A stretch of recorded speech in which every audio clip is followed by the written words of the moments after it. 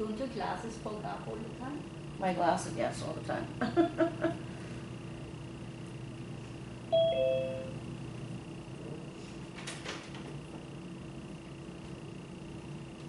Morning.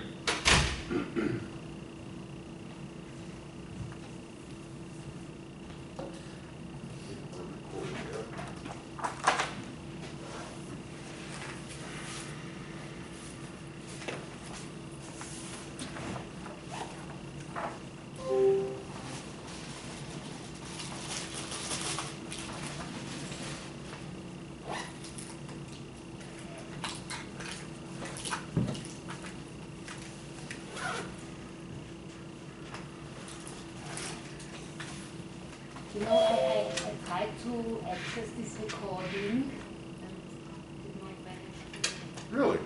like, You just go into to the Zoom link on Canvas, and then just click on Cloud Recordings, and then it should pull right up. on the Zoom link. Yeah, within Canvas.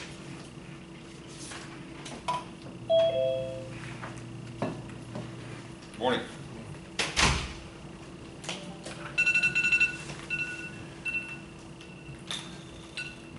Okay, that's a 1 minute warning.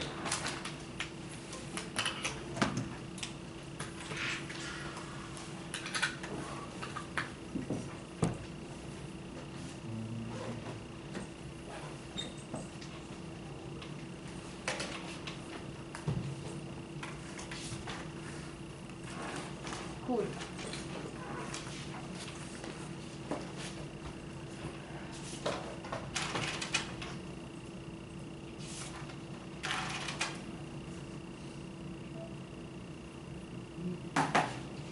Aha, okay.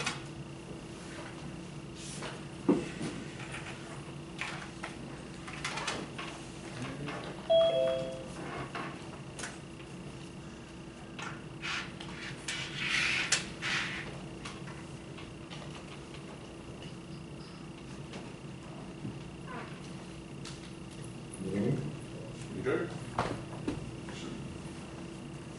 Should start recording here in a second.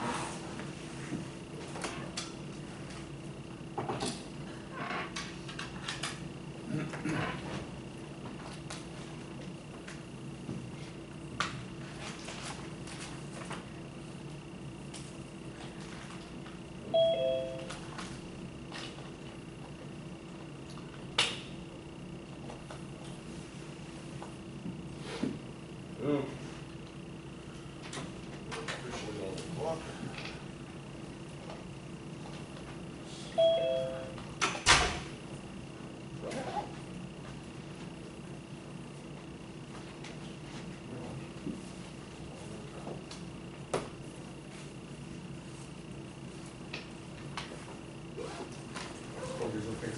Just wherever there's an open space. All right, 1, 2, 3, 4, 5, 6, 7. All right.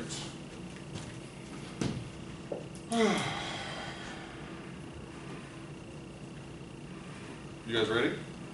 Yes, sir. Okay, let's go ahead and get started. You guys out there, I'm assuming in Zoom land, can hear us? Yes? Okay, perfect. All right, so today, if you took a look at the book, this is probably the shortest chapter in the book. So we've actually going to add a few little things to internal rate of return in terms of what we're going to cover. But obviously that will be obviously as part of the lecture. So if you've read the book, you're good to go on probably about 50 or 60% of the quiz, and then the rest will be what we talked about today in class. All right, so the first thing to kind of get into with this is one of the things that we are most concerned with as an investor, developer of commercial real estate is what sort of a rate of return are we receiving on a property that we develop or we invest in. And that rate of return is going to be based on how much we pay for the property, how much income that we generate for the property while we hold it, and then ultimately what we sell it for, okay? So those are the primary variables that we're going to be looking at, in addition to, once again, how long of a holding period. We talked about the importance of that last week, that the longer we hold a property, in many cases that can lower our actual internal rate of return, because we potentially are foregoing other investment opportunities and sort of the opportunity cost there. So what we're going to do is just kind of work through a variety of different internal rate of return problems and calculations, and then just sort of take questions as we sort of go along. All right, so to start with, let's just start with a very basic one, and where we say, all right, we bought a property, all right, you tell me, how much do we pay for it? $500,000. Okay. How much cash flow are we going to receive either on a monthly basis or an annual basis? You tell me. 15,000. Okay. Hello. So we're going to say $15,000. In this case, we'll go with annual.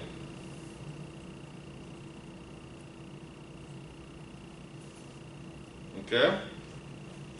And how many years or months do we want to hold it? 7. Okay, 7 years.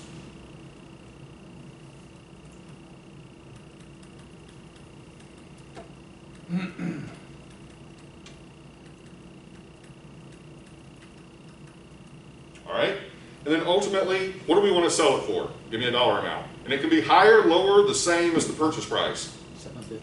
$750.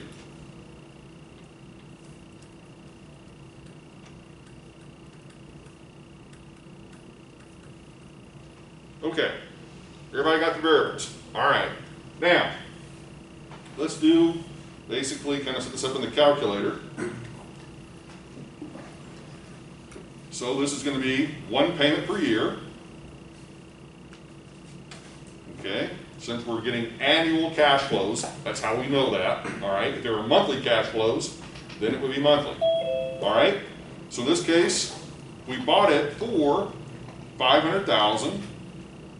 That is going to be a cash outflow or expenditure to us as our present value. Okay? Then what we're saying is we are generating $15,000 of payments or income. So in this case, $15,000 a year for 7 years. Now in this case, just to sort of point out a simple calculator thing, you've got two choices. You can either enter it in like I have, shift 7 shift in, or given that it is one payment per year, you can just enter 7 in. Okay? Now you're saying, well, why is it different if we do monthly? Well, monthly, you need to input the shift in order for it to, in essence, multiply by the number of payments per year. But if it's annual, you don't have to really put the shift in there. But I still put it in there because it doesn't hurt anything, okay? It's kind of one of those things that if you kind of get used to putting it in there, you're probably going to be better off, okay?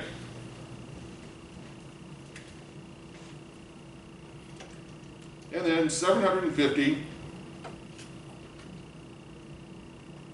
as our future value. Now once again, what we're going to be solving for is basically the interest rate or our rate of return on this. But before we do that, you can go ahead and work on that, but I'm just going to try to draw out a little timeline so you once again kind of have a perspective of what's going on. So we've got the negative 500,000 down here, the positive 750 up here, 7 years. Each one of these years. Yep. Why do we have to use the plus or minus? Okay, so the plus or minus just simply is indicating whether this is an inflow or an outflow. Kind of like, are you writing a check? If you're basically writing a check, that is an outflow. If you're receiving money, then that's an inflow or a positive. And so in the terms of like when we draw these timelines, we purposely draw them where all of the cash outflows occur below the line, therefore negative. All of the cash inflows are positive or above the line. And it's just a way to kind of keep everything sort of straight. And I'll explain that the reason why we have to do this is because the calculator and we need to know, what are we actually spending, what are we actually receiving. If we didn't make the 500,000 a negative number, basically think about what that would really mean. That would mean that you're actually receiving $500,000 from some unknown source, but then you're also receiving $15,000 a year, and you're receiving $750,000. And so there is no rate of return on that, because there was no money that you actually invested. It was all money you're receiving. Does that make sense? So the whole idea behind the negative is just kind of like an accounting sort of thing of being able to say, yeah, this is an outflow to us, and then the other is all inflow. Okay? All right. So let's see what we actually get.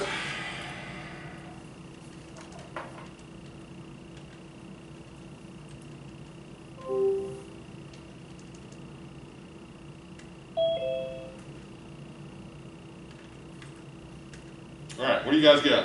8.52. Yep. Okay. So if you got 8.52, you did everything correct. All right. Anybody that didn't get 8.52, anybody out there? Everybody got it? Okay, good.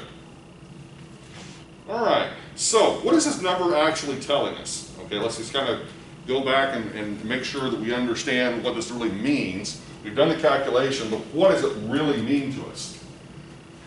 So what this is really saying is, for that $500,000 that we originally invested, we're getting the equivalent of 8.52% annually for 7 years. Now, that does not mean that we are getting, in essence, an 8.52% each year. It means overall on an annualized basis. Like, for example, just to kind of give perspective, if we simply took 15,000 and we divided that by 500,000,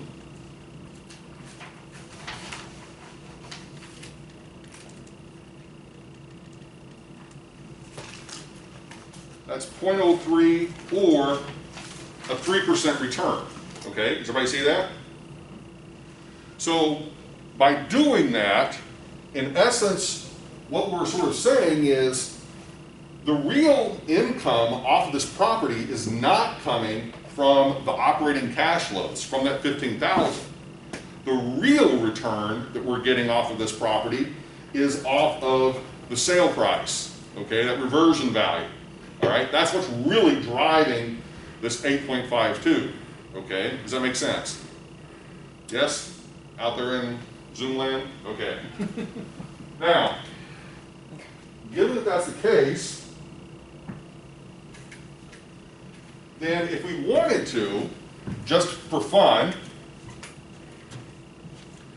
if we were to go right below the original set of calculations, let's put in a 0, oops, for payment, and then resolve for the interest rate, and let's see what happens. 5.96. Okay. Where do you put the 0? Just put 0 Ah, and then payment key. Okay. What I'm hearing is 5.96. All right. Is that what everybody's getting? Yes. Okay. All right. So in essence, what we can kind of say, roughly, and this is not precise, but roughly, that out of that 8.52%, that basically 5.96% or somewhere thereabouts is coming from the value increase in the property, and then the remaining difference of roughly 3% is coming from the actual operating cash flows. Does that make sense? Okay, when you kind of break apart the return. Because those are the two ways we make money in real estate, is obviously off of the operating cash flows and off of the reversion or the sale price. And so this is usually where people spend a fair amount of time of trying to figure out how they can maximize both of those, okay?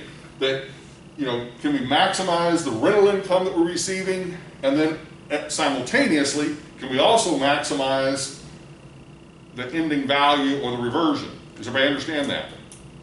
In a perfect scenario. But I want you to think about that for a second.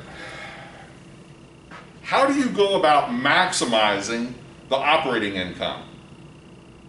If you own a property, okay, let's just assume that this is, you know, whether it's a apartment complex or it's a shopping center or it's an office building, whatever it is, how do you go about maximizing your income? You've got a couple of choices. One is do what? Lower expenses. Okay, lower expenses, which can get you in trouble, because if you lower expenses maybe too much, the property falls into disrepair, it's not, you know, basically well managed and, you know, that sort of thing. Or you can also raise rents, you know, potentially there, well, you can only go so high, or you're gonna lose tenants because the rents aren't in, you know, market-based rents, okay? Raise capital through passive income, through parking, vending machines. Yeah, absolutely. You could find other alternative sources of income, like parking, vending machines, signage on the building that you may rent out, cell phone tower on the property, or some other random assorted income that you might be able to generate, and that would boost up your operating revenue, operating income, all right? Now, if you sort of think about those, do any of those have an impact on what you're going to sell the property for? It possibly could, like you were saying before about cutting the cost too low, you're not going to be able to get the sale price that you want. Okay, the biggest one that we have to watch out for is what you just mentioned, which is if we do cut operating expenses too much into the point that the property is falling in disrepair, it's not being properly managed, things aren't really, you know, too much deferred maintenance and all that sort of stuff, that could and most likely will destroy part of that long-term sort of value of the property, okay? Now granted, there could be other intervening forces in the market that, you know, to a certain extent you can have a situation of, regardless of what you do to the property, it still may sell for a nice price in the future because of the market dynamics that you've had a ridiculously increasing value in the market as a whole, and this property kind of gets dragged along with that, okay? But barring that, you know, you have to be constantly thinking about, you know, what you can do to obviously maximize, you know, both of these. Now, to a large extent, that future value is going to be driven by the income, because if you remember, you know, our good friend Irv, where we've got income, cap rate, and value. So once again, I'm gonna pick some new numbers just for fun. Let's say that we have $10,000 a year, and we have a cap rate of 10%. And that means our value of the property would be $100,000, okay? So that would, in essence, would be kind of our resale price for that particular property. But if we were to be able to cobble together an extra $2,000 of net operating income each year, then that is going to raise our value, let's say, to $120,000, okay? So this is where one of the other things that we've got to kind of think about with commercial property is what I would call kind of like marginal contribution value of adding something to a property to potentially generate revenue, okay? The simplest of which you can kind of get your head around, and the example that I like to use, are parking spaces, okay? And in Texas, one of the things that we would have there are hailstorms. You know, where you get these big blocks of ice basically falling from the sky, and so it's a big deal. And so one of the things that many years ago a lot of apartment complex owners figured out was, hey, if we build carports on apartment sort of sites in their parking lots, and just add covered parking, but yet we charge for that covered parking, we can probably generate a nice, chunk of change off of that, sort of incremental revenue. But here's the way to kind of look at this. How much do you think, oops, this is not good. Okay. All right, how much do you think that you could charge somebody on a monthly basis for parking, like covered parking? $200. Oh, no, way too much. 75. No, way too much. Covered parking, just carport. I mean, just carport. your choice is Like you- $25. $75. Right, okay, probably 25, 30 bucks a month, okay? All right, so let's just say $25 a month times 12 months, all right? That's $300 a year of income generated by that, okay? Everybody with me? That's per space, okay? Now assume that we have to go out and obviously build this carport, okay? And our total cost of construction for now granted we're gonna build hundreds of these, but our total sort of cost per space would be what? What do you think? Just to put up a carport. $15. What? $15. Okay, one more time. Suddenly you got 15. Well, like 1,000 to 5,000. Yeah, probably, let's just say $2,000, okay? Not much. Well, it depends on the size of the carport. You're saying per space. Per Per space. space. Per space. Let's just say a couple of $1,000s. It could be substantially more. All right, do the math on that. Just so you guys know, parking is like one of the most expensive things in our project. So that would be a 15% basically cap rate or rate of return off of adding parking spaces or per parking space. Okay, is everybody following me on that? Yes or no? Yes. So, what you're in essence saying is that would be, what our return is. But what if we're able to build these spaces and we're able to borrow the money to actually build them and pretty much borrow, let's say, the entire amount, because we're able to kind of tap into the equity of the property. So we can pretty much borrow, and let's say that we can borrow at 5%. Okay? So if we were to borrow at 5%, then what we're in essence saying, another way of looking at it, is 300 divided by 5%, then that means, in essence, we've created, if you want to sort of think about it, in terms of real value to us, the difference between those two of about $4,000 per space. Does that make sense? So in other words, we're adding to the overall value of the property by about $4,000 a space. Well, if we all of a sudden have 100 spaces,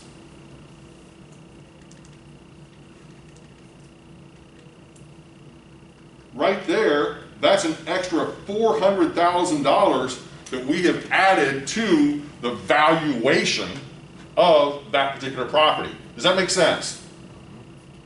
Okay? All right. All right, So the key is the leverage Right. aspect of it. absolutely. And the fact that, once again, you pick things that are going to have an incremental value in what you're going to be able to charge.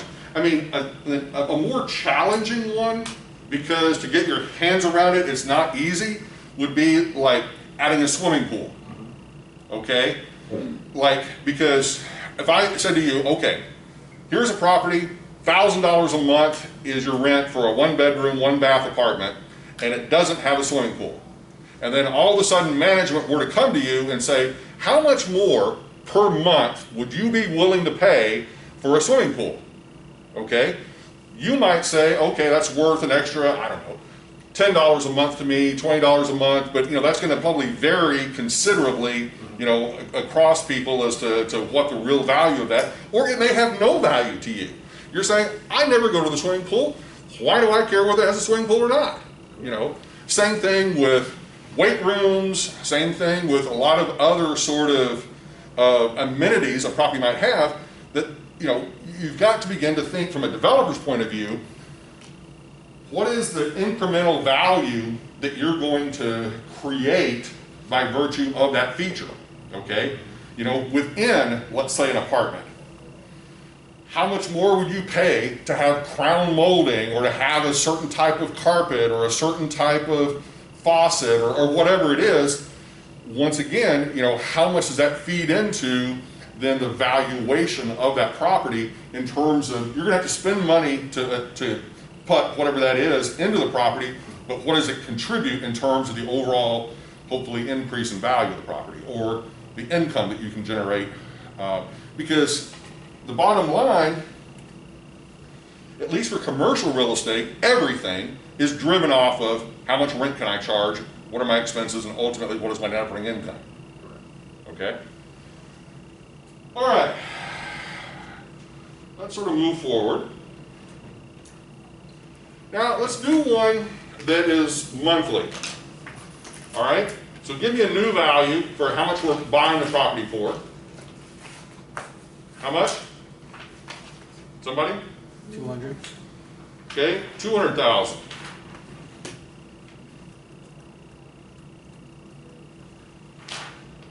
All right? How much a month are we going to generate in income? $1,300. Okay? Purchase, $200.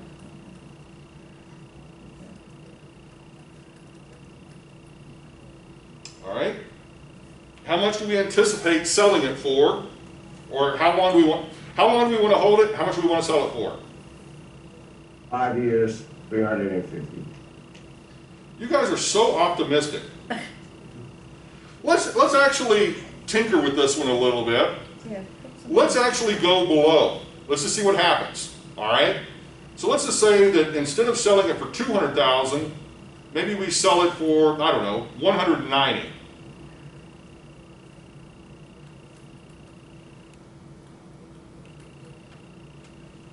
Okay? Everybody got the scenario? All right, now what we want to do the calculations. This case, this is going to be 12 payments per year.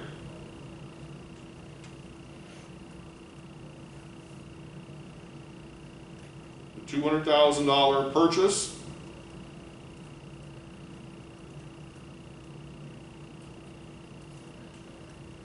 $1,300 as the payment being received. 5 shift in as our term, and it's going to pop up in your display what? 60 months, okay? And the resale,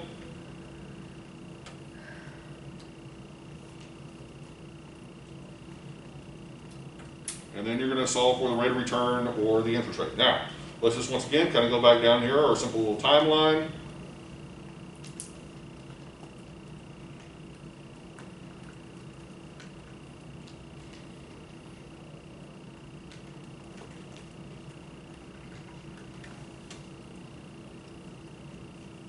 Okay, so $1,300 each month.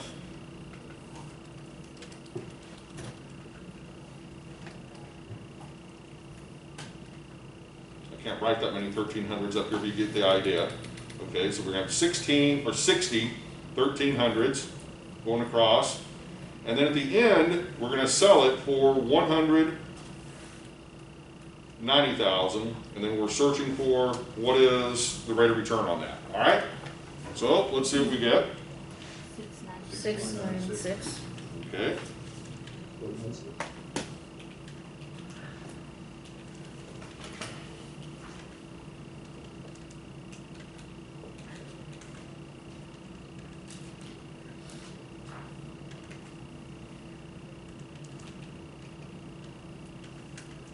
Yep.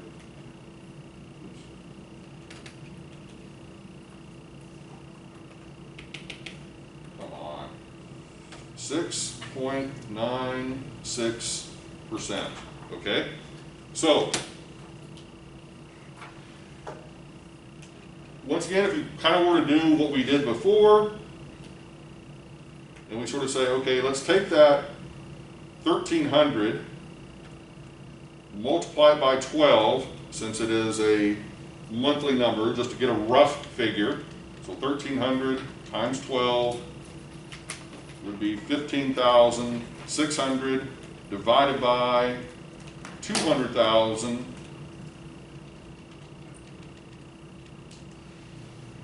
would be 0.078 or 7.8%. Okay, so look at what's happening here. So we kind of have a little bit of the opposite of what we had in the previous problem, and that is, in this particular case, our overall return is 6.96, but yet each year we're getting roughly a 7.8% return. So what's happening? Well, part of that return is being destroyed by virtue of selling the property for less than what we paid for it. Does that make sense, everybody? Yeah. Okay.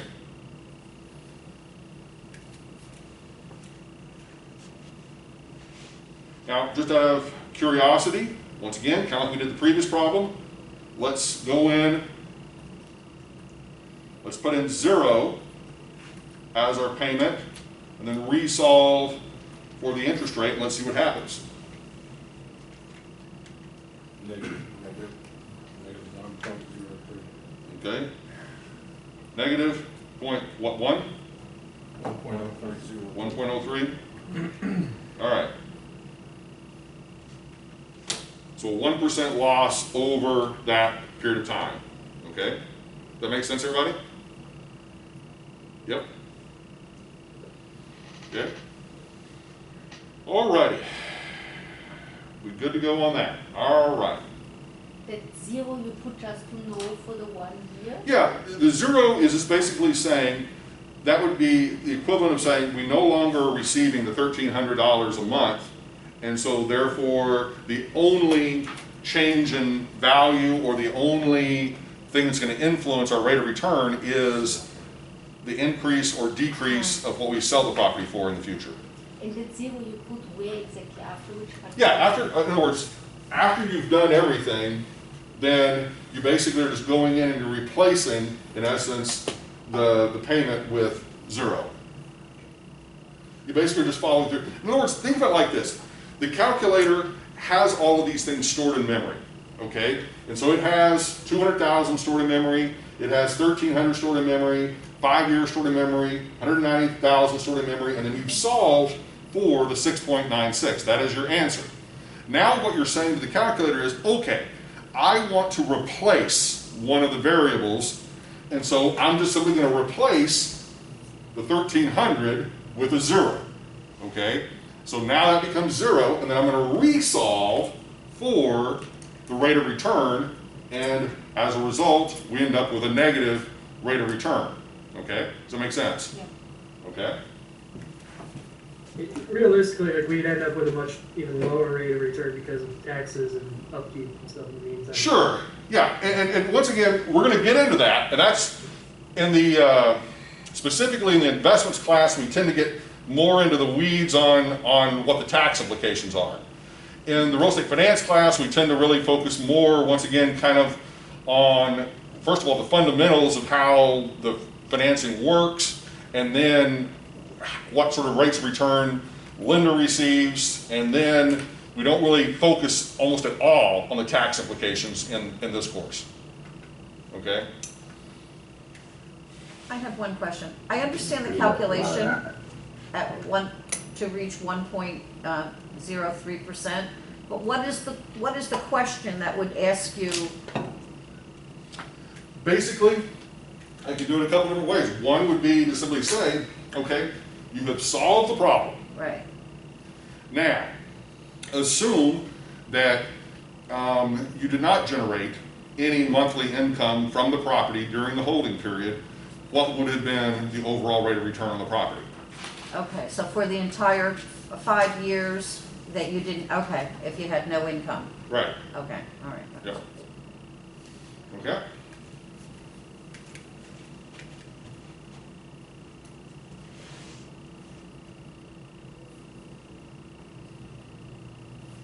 Okay, let's switch gears a little bit. We're going to come back and do a couple more, but I'm going to kind of introduce a couple of other topics. Now, this is not in your text, or at least this part of the text. Something that ties in a little bit. Okay, perpetuities. Have any of you ever heard of a perpetuity? Anybody? Raise hand. No? Yes? Maybe? Okay. Those of you that have any short explanation of what a perpetuity is? Into the future. Okay, into the future. That's a good start. Okay. So, one of the things that probably the most common example of a perpetuity that you can potentially relate to are like scholarship funds at a university. Okay. So, as an example, we have a scholarship fund for the Terry Stiles School of Real Estate Development of about $2 million. Okay. So, if that is the base value of the perpetuity, the value of the perpetuity is $2 million, and we are able, as a university, to find some sort of an investment that we can put that $2 million in, you know, some sort of short-term, long-term, securities, whatever that the university chooses to invest in. And let's say that they're able to get 4% a year of interest off of that. And what we're basically saying is, think of it like this, 2 million times 4%,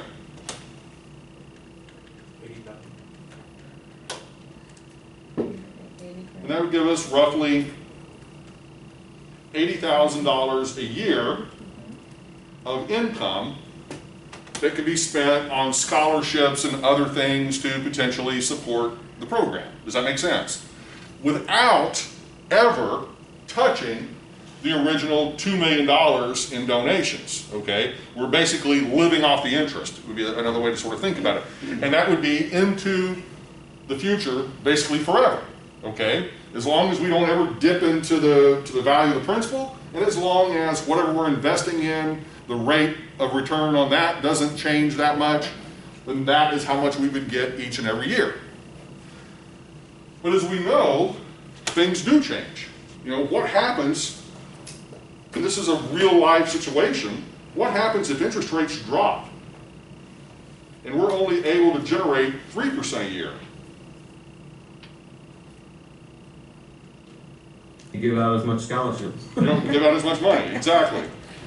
Close to 60,000.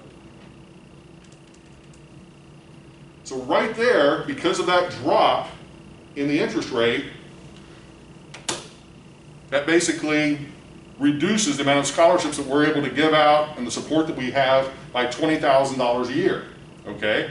Now obviously the reverse would happen if interest rates go up. So all of a sudden interest rates go up to, let's say, 5%. At 100,000. Exactly. Now you have $100,000 of income each year. Okay? Does everybody understand that fundamentally? Now, as I said, that's the most common type of a perpetuity is something like a scholarship fund. But this also applies to real estate, especially with long-term sort of ground leases, okay, would be a typical example of this. There are many instances of where the federal government, the state government, a local government, a university, or some other sort of nonprofit or a church, whatever, may say, we have some land. A railroad is also another one, railroads that have a lot of land. And we have this land.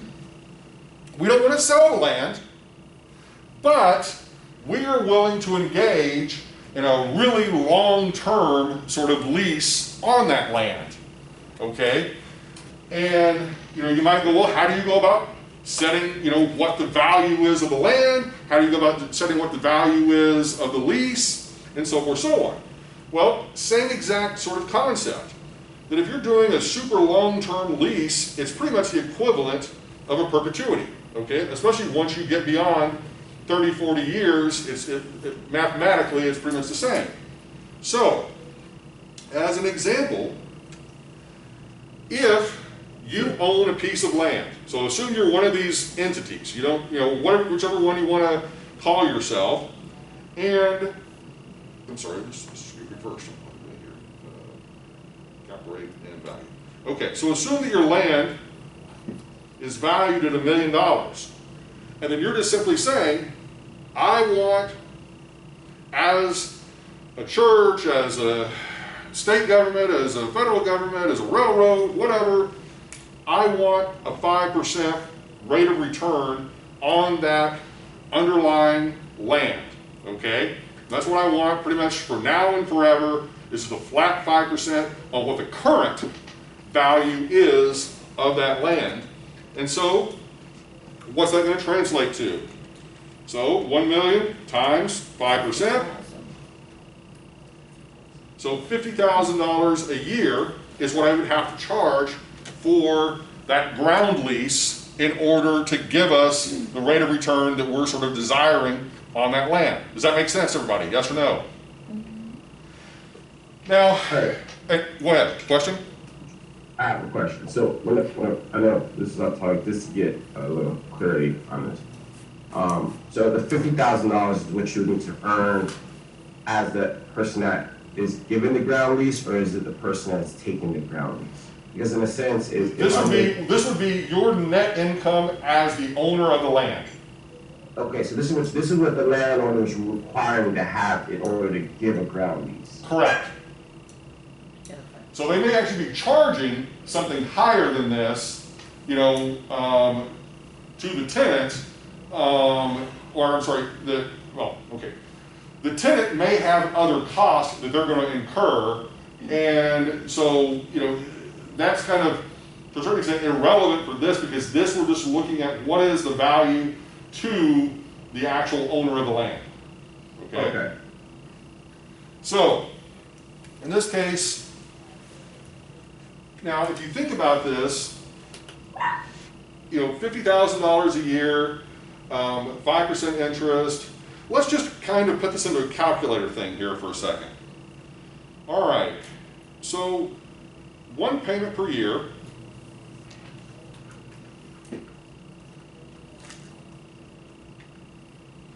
And let's put in 50,000 is going to be our payment that we're going to be receiving. Our interest rate is going to be 5%. And the value, the present value of this perpetuity is $1 million. And that's, in essence, what we would have to sort of invest, if you will, as the owner of this up front.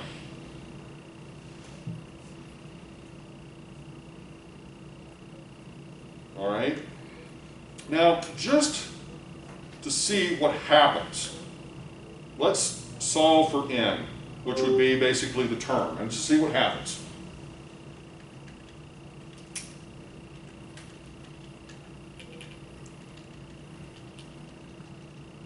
No solution for me.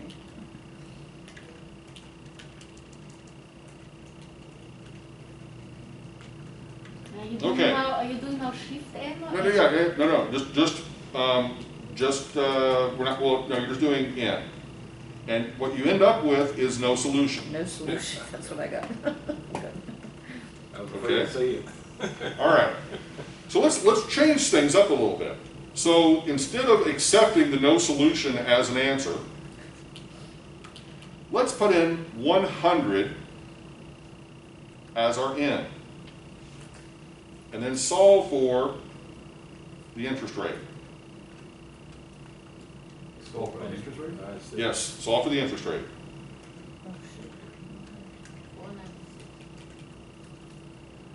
4.96, blah, blah, blah. Okay, you see it's really close to 5%, yes? Yes, 4.96 is close to 5%, yes? Yes. Okay. You remember that term that's called asymptotic, lines where you basically rapidly approach something but you never quite get there? That's kind of what's happening here. Like, for example, what does 100 mean here? 100 years. 100 years. So let's just put in 200 years. Resolve for the interest rate. 5%. I'm not getting 4.96. 4.99 rounded off 5. Okay. Now let's go below 100 years. Let's go to about 50 years. 4.43. 4.42. Yep. 4.53. 4.43 rounded. Okay, let's go to 20 years.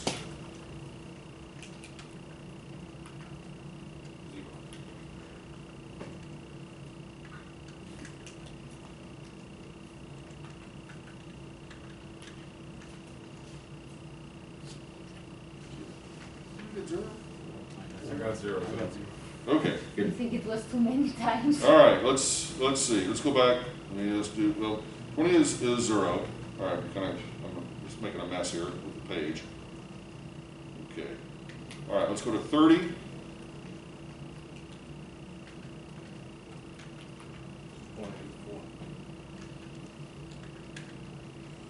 .84. Okay, and so forth, so on. Okay, so what you're seeing is the shorter the time period that we actually were to actually hold the property, the lower the overall sort of rate of return is going to be. And the reason for this is simply because here we're generating the $50,000 a year, but if we're only generating it, think about it like this, $50,000 a year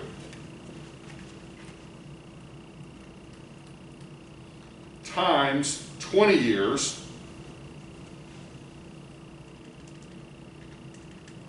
is what? So what sort of a rate of return is that? 0.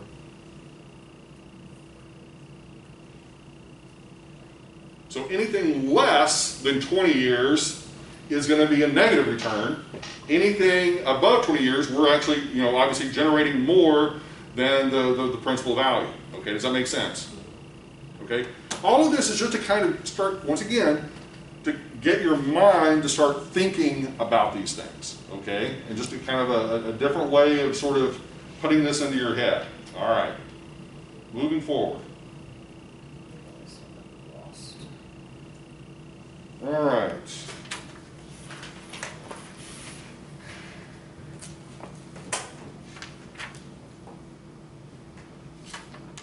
Okay.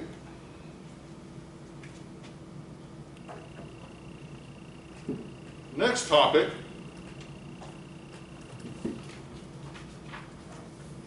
Interest-only mortgages or interest-only loans.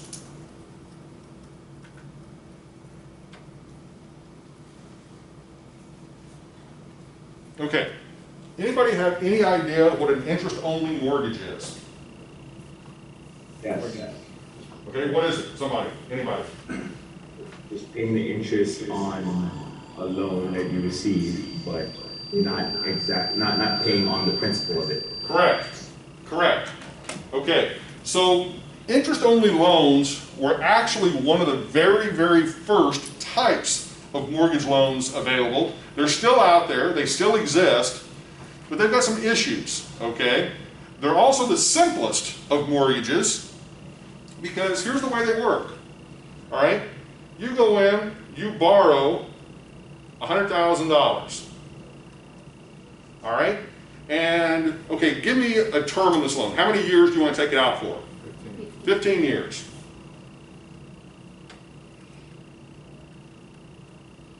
Okay, what sort of interest rate do we want to have on this loan? 3.2. Oh, let's use something, a round number, only because of the simplicity of the calculation. I want to be able to show something. So 3. No, 4. 4. So, Okay, let's use 4%. he didn't like that. 4% interest rate. All right.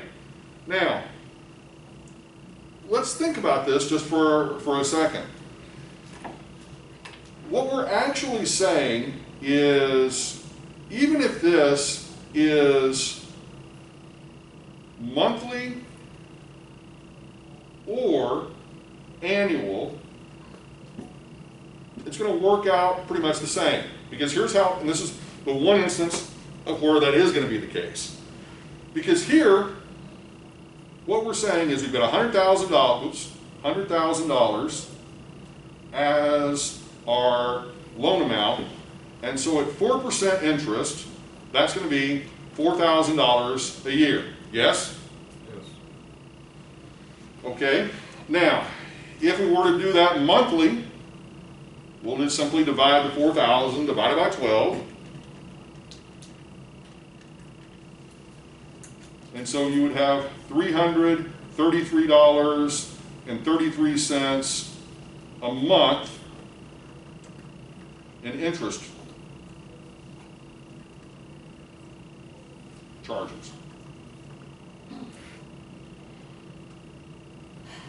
Okay, so $4,000 a year, okay, or $333 a month. All right, now let's think about what's going on here. Basically, what we're saying is we're going to get this loan for $100,000. We're going to the lender, we get our loan for $100,000. How much do we owe them each month? $333.33. How much do we owe them each year? $4,000. Okay? How much would we owe them over the life of the loan? $60,000.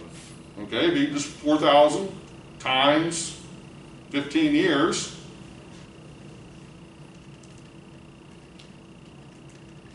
Or 60,000 in total interest charges over 15 years. Now, this is the part where you will demonstrate to me whether you understand this or not. What is the balance of the loan in terms of how much do you owe on the loan? Not interest, but on the principal portion of the loan. How much is the balance that you owe at the end of, let's say, year 5? 100,000. 100,000, okay? How much do you owe at the end of the first month? 100,000. How much do you owe at the end of year 15? 100,000, okay? The balance of the loan does not change. What changes, or what doesn't really change at all, is just simply how much interest that you have to pay to the lender each month or each year over the life of this loan. Now, the problem, or one of the problems with this loan, is what happens over that, let's say, 15-year period. You have made your interest payments each and every month, each and every year, like clockwork for 15 years. You come to the end of that 15th year, and all of a sudden, you're thinking to yourself, woo, I'm done with my loan. No, you're not. You still owe $100,000 to that lender, okay? Now, you've got a couple of choices. One is you've got some other magical pocket of money somewhere that you can pull out $100,000 and give it to the lender, which is highly unlikely. Another is you sell the property, you take whatever proceeds that you can get from the sale of the property, give that to the lender, hopefully it's more than $100,000 and you keep the rest. Or you potentially refinance the property for a longer period of time, keep making interest payments, maybe even convert over to a normal mortgage where you actually are reducing the principal balance over time.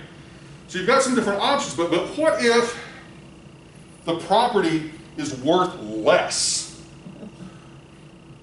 You know, what if after 15 years of making these payments, that property that you bought for $100,000 is worth half that? But now it's only worth $50,000, okay? You still owe $100,000 on it, okay? And so outside of walking away from it and having your credit screwed up for, you know, many years and that sort of thing, you know, you don't have a whole lot of options, okay? You're probably going to end up in default, and then ultimately the lender takes over, takes possession, sells off the property in a foreclosure sale, tries to recover whatever they can, you know, out of the property, and so forth, so on. Now, you know, people don't relate to this example, I think, as much as they used to whenever I first started teaching this some 30 years ago, because back then people still were acquainted with watching the old spaghetti westerns on TV that, you know, occurred in the 1950s and the 1960s. And the classic plot was the unscrupulous lender, you know, in some little, you know, rustic town out in the middle of you know, the Nevada desert or wherever, that basically lends to a farmer. The farmer gets their $100,000 loan, they get this interest-only loan, they make all of their payments, and the lender knows full well that they're not going to be able to come up with the cash at the end of the loan. But what has happened during that time is the farmer or the rancher has done what? They have built a house on the property. They have built a barn on the property. They have, you know, added crops and livestock and a whole number of other things. And so if there's not really a market for the property to be sold at the end of that 15 years, the lender can take possession of it and then potentially have an asset that's an improved asset.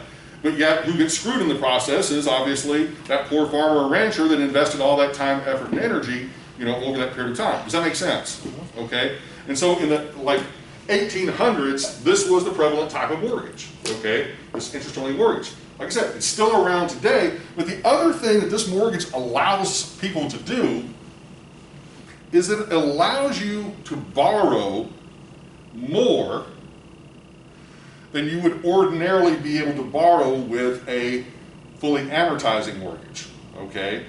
Because with a fully amortizing mortgage, your monthly payment is going to be substantially higher than that. Okay, let's just sort of give you a quick little example of what I'm sort of talking about.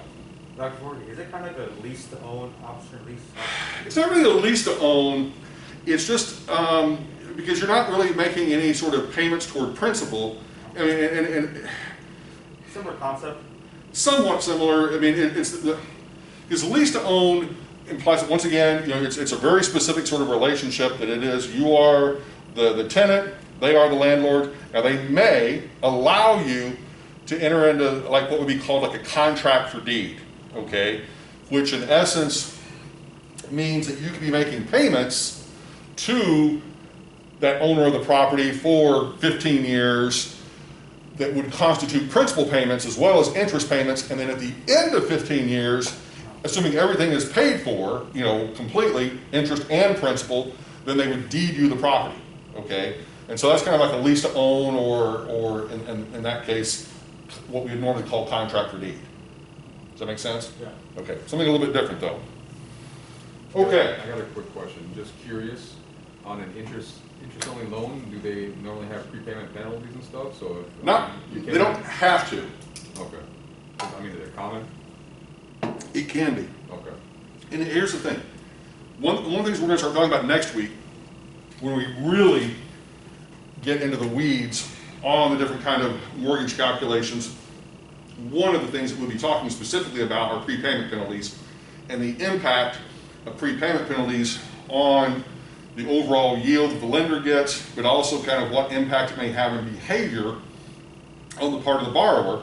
If the borrower knows they've got a prepayment penalty coming their way, they may say, well, I don't want to pay off this loan, I'm going to hold off paying it, or I'm going to be penalized so heavily, it would be stupid for me to pay it off. So, you know, those are other issues we're going to explore next week. Okay. Okay, so for this, just to kind of give you an idea of what it would look like as a normal mortgage, let's just say that we put it in as 12 payments per year, put in the 100,000, put in the 4% as the interest rate, 15-year term, or 180 months, and then you would solve for the payment. And we're going to be dealing with this kind of mortgage all next week, but I just want to kind of introduce you to it a little bit this week.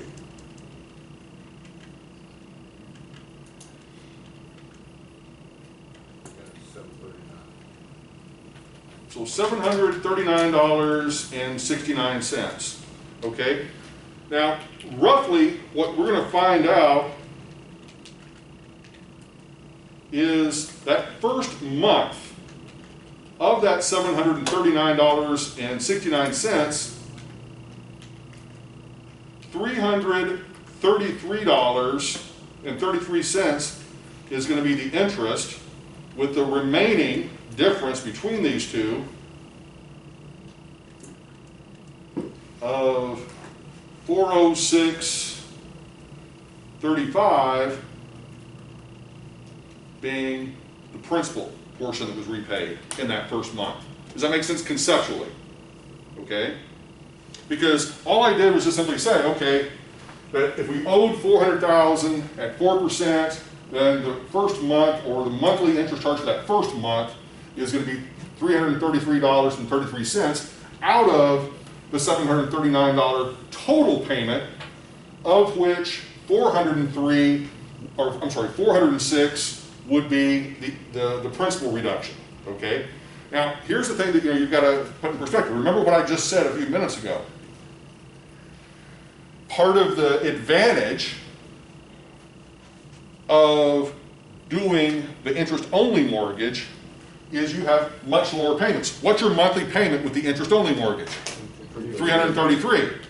What's your monthly payment with a normal mortgage? $739. That difference of $406, that's huge. Okay? And you think about how people get qualified for mortgages, both on the residential side and on the commercial side. It's somewhat similar. It's on the residential side, it's based upon your personal income. On the commercial side, it's based upon the income of the property. Okay? And so if you go on the residential side and you just sort of apply some sort of a rough percentage, let's just put these two numbers kind of side by side. 333 versus 739. Just rounding off to, not really, it really isn't, well, it'd be 740 to round off. We just accept those are the two numbers. We'll wait and put them out. Somebody's going to call me off on that. So all right. So those are our two numbers. Okay. Now, if we were to sort of annualize those, okay, so 739.69 times 12, that would be 88.76.28. And over here, 333.33 times 12 would be 39.99.96. Okay? So, we would all agree those are vastly different numbers. Yes? Yes. Okay. Now, any of you that have ever been involved in residential brokerage you're probably going to use somewhere roughly around 30% of gross income as the dollar amount necessary to get a loan, right? Okay, it may be 35, it may be 40, it may be 25, depending on, you know, other sort of debt and other circumstances, but let's just say it's roughly 30%, okay? So what that would mean is we would need to take each of these numbers, divide them by 30%. Just want to illustrate something, and let's see what we get for each one.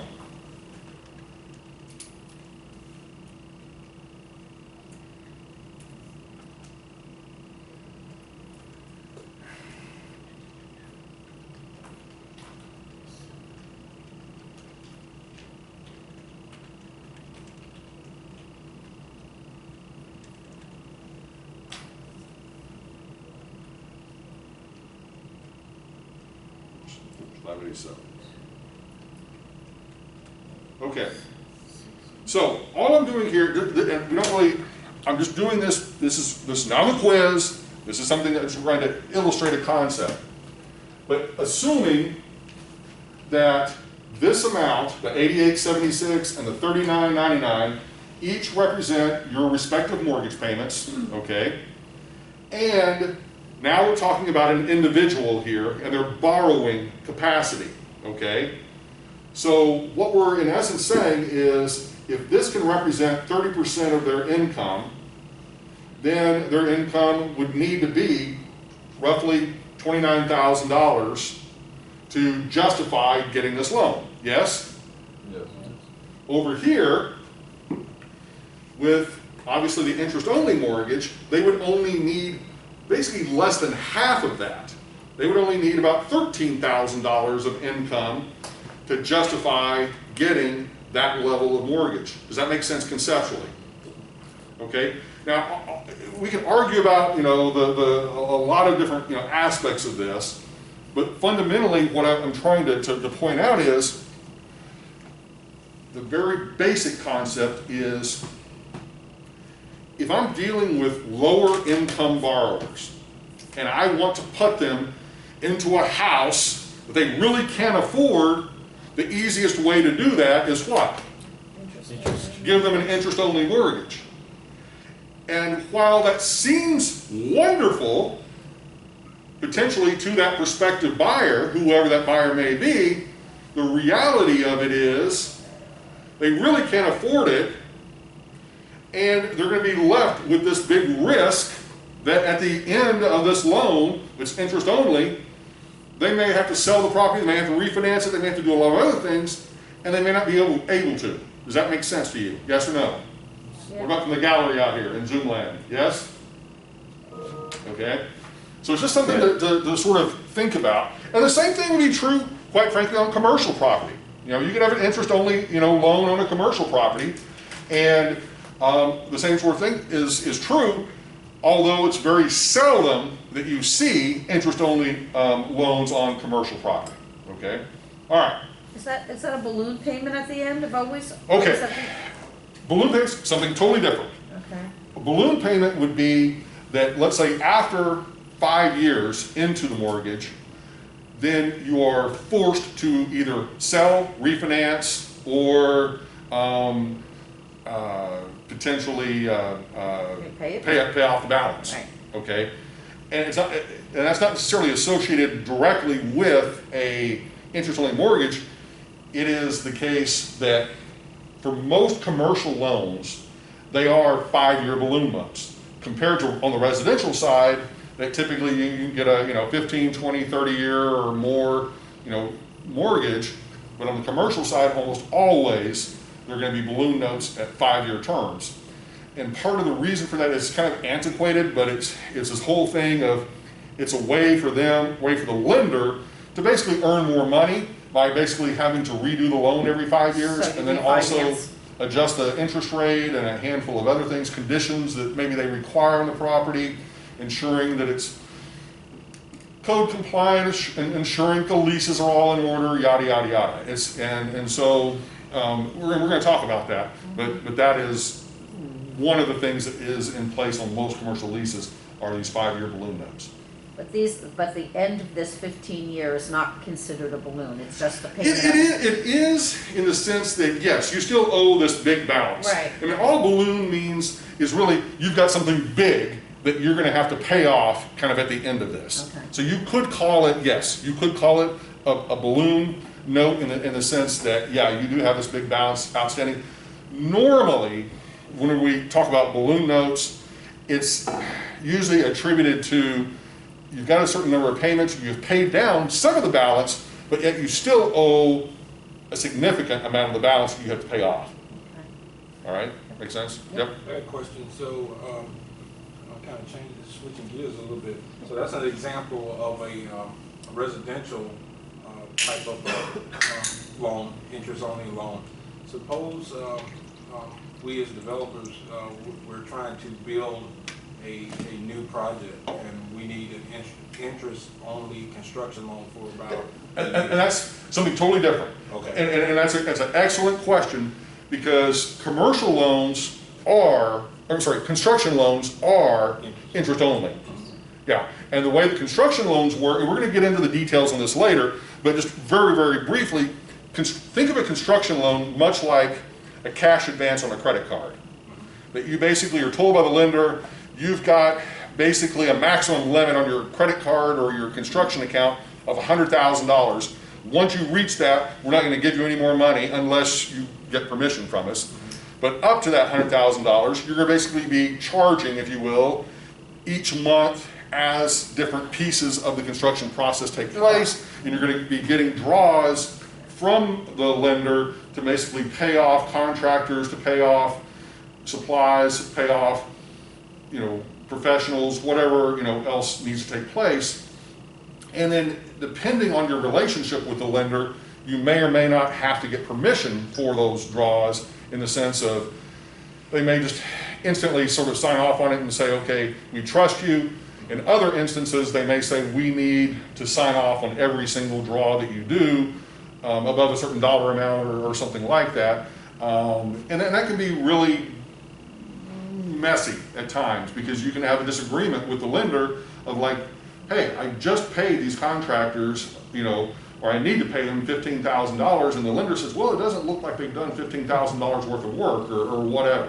And you get into, that's a whole other aspect of it. But getting back to your point or question, is a construction loan an interest-only loan? And the simple answer is yes, it is. But you'll only pay interest on what you borrow. Correct. You only pay interest on what you borrow. So in other words, you're not paying interest on the entire $100,000 unless you have drawn down and borrowed the entire $100,000, much like a credit card. Correct. That if you've only charged $15,000 on that credit card, that's all you're paying interest on. Okay.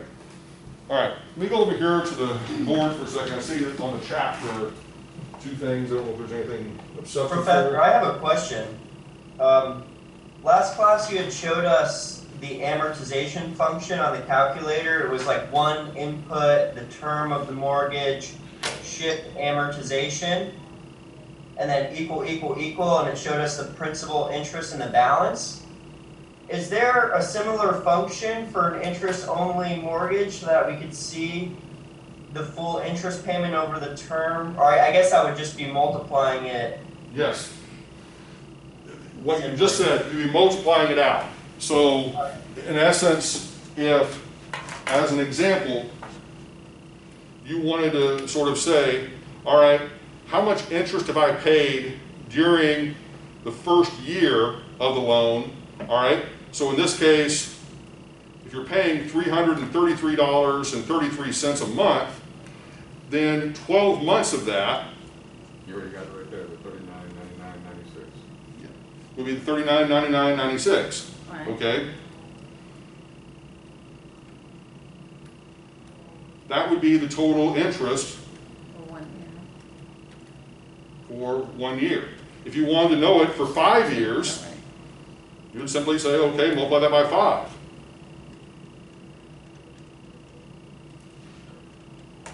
And that would be $19,999.80 would be the total interest for 5 years.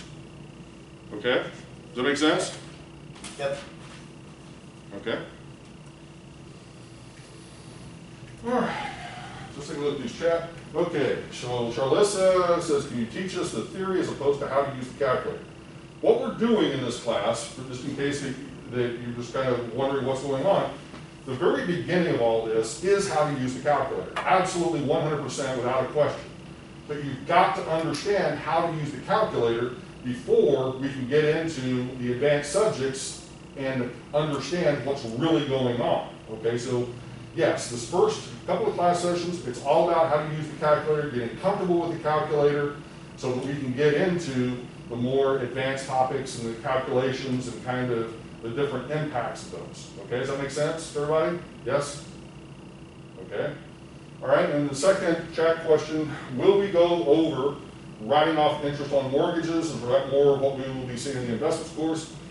So we will talk about in this class a little bit as it relates to mortgages, doing the calculations to see what is the amount that we would be able to write off on a given year. But yes, most of those calculations are going to be in the investments course because that becomes much more investor specific, okay? Whereas this course is really concerned more on the lending side of the business, okay? All right, any other questions? Okay, how are we doing? Reasonably well? Okay. All right, let's see.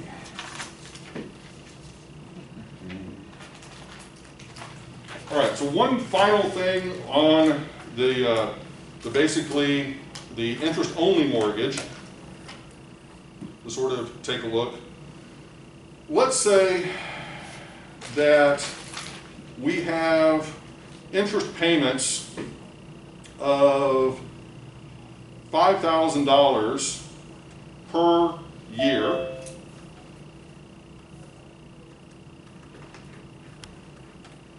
And we know that the interest rate on the interest-only mortgage is, let's say, 7%.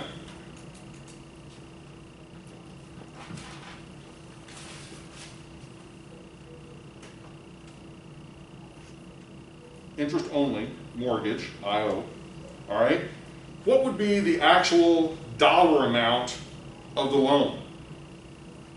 Do I follow? If that's your interest, or if that's the interest payments that you're making, and that's your interest rate, what would be the loan amount based on that? You're going to do what? You're going to take the 5,000 and you're going to just do simply what? Divide by 7%.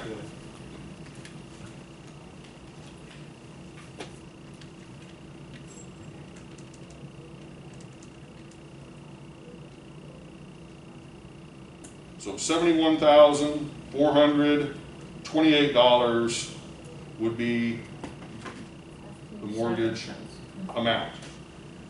That would be the mortgage amount. Okay, so another way to look at this, just to kind of flip things around, if we had a $71,000 mortgage and our interest rate were 6%,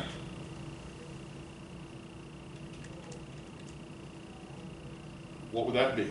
That would be, then we would have $4,285 as our interest.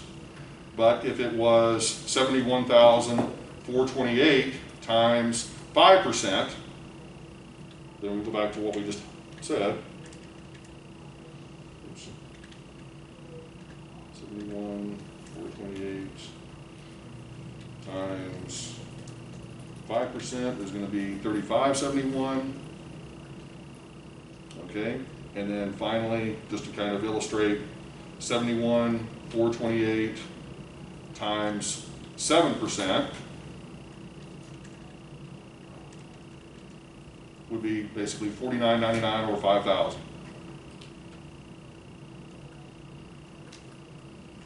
Okay, which is basically back up here. Okay, I'll just give you a couple of ways to once again put this in your head. Depending on what the interest rate is, that's going to change the amount of interest that you're going to have on the loan. And then if the example I gave up here was, you know what the interest payments were, You know what the interest rate is, you're just simply back solving for the mortgage amount. Whereas down here, you're taking the mortgage amount and you're simply applying the interest rate to get the annual interest. Okay, does that make sense, everybody? Okay, so part of this, part of the whole thing that you've got to get comfortable with is doing sort of the back and forth of basically back solving and front solving, kind of front door, back door, okay? And just, you know, thinking about what are you given, what are you ultimately looking for, what are you trying to solve? Okay. All right. So get us through all of that. All right. Okay, any questions up to what we've done up to this point? Okay, so now let's deal with some variable cash flows.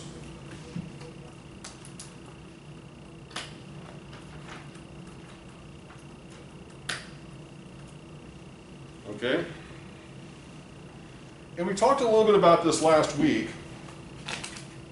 and this is where, from a practical perspective,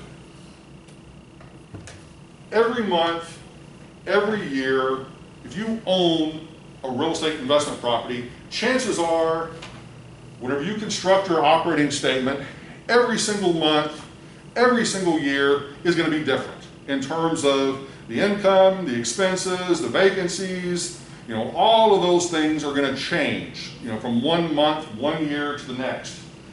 And we need to be able to obviously account for that using financial calculator or Excel. So what we're going to do, work a couple of sort of internal rate of return computations with variable cash flows to once again kind of get you comfortable with using the calculator to do these sort of calculations. All right, so let's start off.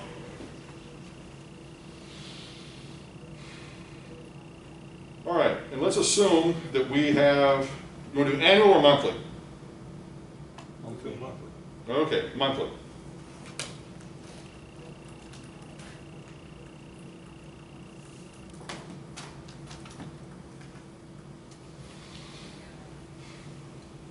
All right, how much do we purchase the property for? 1.2 million. 1.2 million.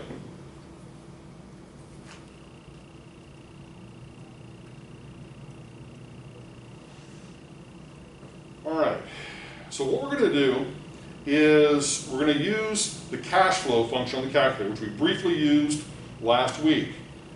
So the first thing we're going to do is we're going to set the calculator to 12 payments per year.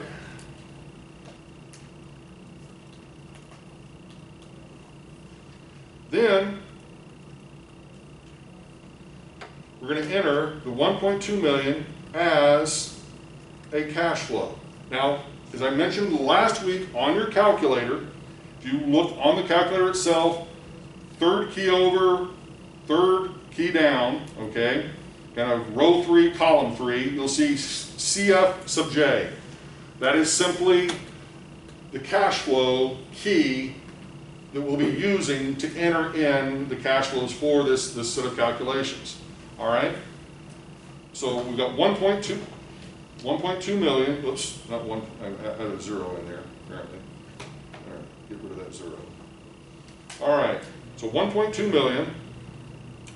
And what do we want our monthly cash flows to be for this, maybe the first few months? All right, let's just see. 50,000.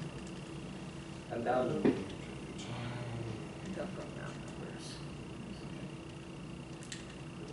Okay, you said 15? Okay. All right, so 15,000 as a cash flow. That would be the cash flow for month 1. Okay? Now, we've got some options here. We're going to do it the simple way first, and then we're going to kind of add some complexity to it. So let's just say in the next month, what is it? 9,000? Okay. The next month, 12,000. Okay? Now let's just say, all right, so we've had some variability here in these first 3 months, all right? And we could keep on, I'm not trying to torture you with obviously putting in more keystrokes than absolutely necessary. That's not the point of this. The point is to obviously get familiar with kind of how to think about this. So let's just say that 12,000, that occurs more than once. Okay, in other words, that maybe the first 2 months, you know, we've had this variability, but once we got to the 3rd month, let's say we have some stability, okay, and that it ends up being 12,000 for several months. Okay, how many months might we want it to stay at 12,000? Just give me a number. 3. Okay, I heard 3. Okay, so what we can do is we can put in 3 shift in sub J, which is right below the cash flow key. This is not the major N key up above. This is right below the cash flow key. And what this is going to tell the calculator to do is to basically have $12,000 a month for a total of 3 months. Does that make sense? Now, if this were annual, it would be for 3 years. But in this case, just for 3 months. So if you were to kind of think about this in calendar perspective, if this is the beginning of the year, it'd be like January, we got 15,000. February, we got 9,000. Then March, April, May, we get 12,000. Does that make sense? Okay, question? The question is, does it count it, if you put it in for the 12,000 first, doesn't it count it as 12,000 then additional 3? No. Okay, Total of 3. okay. You're saying it's happening 3 times. Okay. Otherwise, the default is it's happening once. Okay, does that make sense? Okay, yep, okay. All right. Sir? Yes. Yes. So, just to clarify that, so we input it as if we're putting it in for 1 month, and then when we do the N sub, the 3NJ, that tells the calculator, okay, take that previous one and make it 3 payments. Correct. Okay. Yes. Okay. Now, let's say that the next month, we get how much? After that 3 months. Next one, we get how much? 11,000. 13,000. Okay, 11,000. Now, we can leave that as a standalone cash flow just for 1 month, or, much like the previous one, we could say, okay, maybe this occurs for 6 months.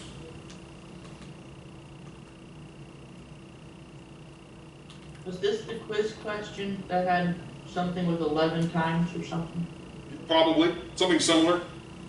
So It's just simply using the cash flow function to be able to have multiple payments of a certain dollar amount, either that you're making or that you're receiving. Okay? Instead of typing it in that many times. Right. So in this case, now the 11,000 is happening 6 times, or 6 months in this case. All right, so how many months total do we have up here? 12. We have 2 plus 3, which is 5. 5 plus 6, that's 11 months. So the 1.2 million of the purchase, that wouldn't be considered That's at time 0. times 0. Okay? So just to kind of, for those, I understand, that you need to kind of get a sense for, how this is occurring. All right, so this is at time period 0. Okay, at 1, we've got 15,000. Month 2, 9,000. Month 3, 12,000. 4 and 5, also 12,000.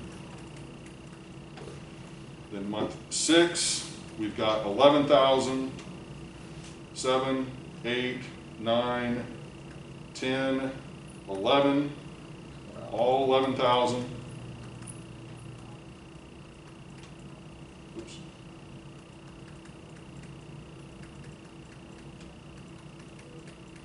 Okay, and then month 12. What do we want month 12 to be? 20,000. Okay, 20,000.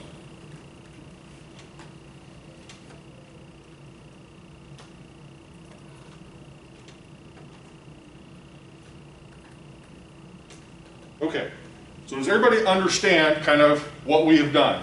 Now, the only reason we're using, we don't have to use this N sub j function, but it means that we would have to physically type out 12,000 3 separate times. And the same thing for the 11,000, we would have to type it out separately as 6 cash flows, okay, at $11,000, okay? So all that does is it saves us some steps. Simple as that, okay? Professor, when I hit the 6-shift NJ function, I'm still, for example, I'm still on cash flow 6 for some reason. Yeah, ignore that. Ignore that? All right. Yeah, because it's just simply saying that up to that point, you have really put in how many different numbers? 1, 2, 3, 4, and this really should be really the 5th year. Right, okay. All right, just checking. But don't, or 5th month, I'm sorry. But just ignore that. What you need to focus on is just making sure that, once again, you've put them in as we've sort of described for that period. Now, here is the part that where the rubber hits the road of you needing to understand something conceptually. All right? This is our set of cash flows for 1 year. Now, we can obviously, with this property, you know, for our analysis purposes, we can continue on for multiple years. We can also make the assumption that, okay, after 1 year of holding this property, we want to sell it. Okay? And if we sell it, then we need to have some sort of a reversion value that we need to tack on here at the end of basically that 12th month. All right? So, just like we did with the previous problems, the ones that were simpler with only, you know, just the fixed cash flows each month, you know, we had a final cash flow. All right? So in this case, if we wanted to sell it in this final month, how much might we want to sell it for? Just give me a ballpark figure. 1.5. You guys love these big numbers. So, okay, 1.5 million is what I'm hearing. It's a huge increase, but that's okay. All right. 300,000? What, I'm sorry? 300,000?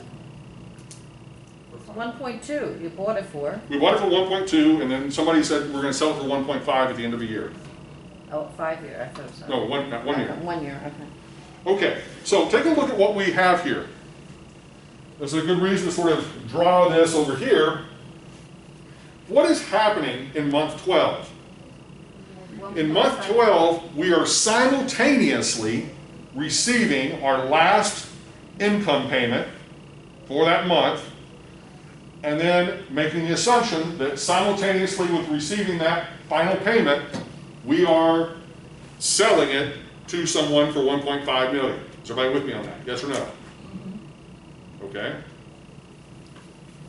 So, what that actually means over here, what is the total amount? It's going to be Add them both together. 1,520,000 as that final cash flow. Okay, and adding them together. Now, one of the questions that you may ask is, well, can't I just add or put the 1.5 million, you know, in the next month? No, because that's making the assumption that you're selling it a month later, okay? You want to make the assumption that you're selling it at the end of this year, not next year, okay? So if you did do that, that's going to throw off the calculation. It's going to basically actually lower your rate of return because you've had to wait an entire month longer to receive that 1.5 million. Does that make sense? Okay? All right. So, once we've got all this stuff put in over here, then it's going to be just a matter of solving for the internal rate of return. And you're going to use the internal rate of return key, which is second row, third column underneath the CST button. As IRR/year, okay? All right, so this one is going to be one of those that, yeah, is potentially prone to making some errors keying it in, so you gotta be careful. You probably wanna do it twice just to make sure that you've done it correctly. But let's just see if we can plug it in and see what we get.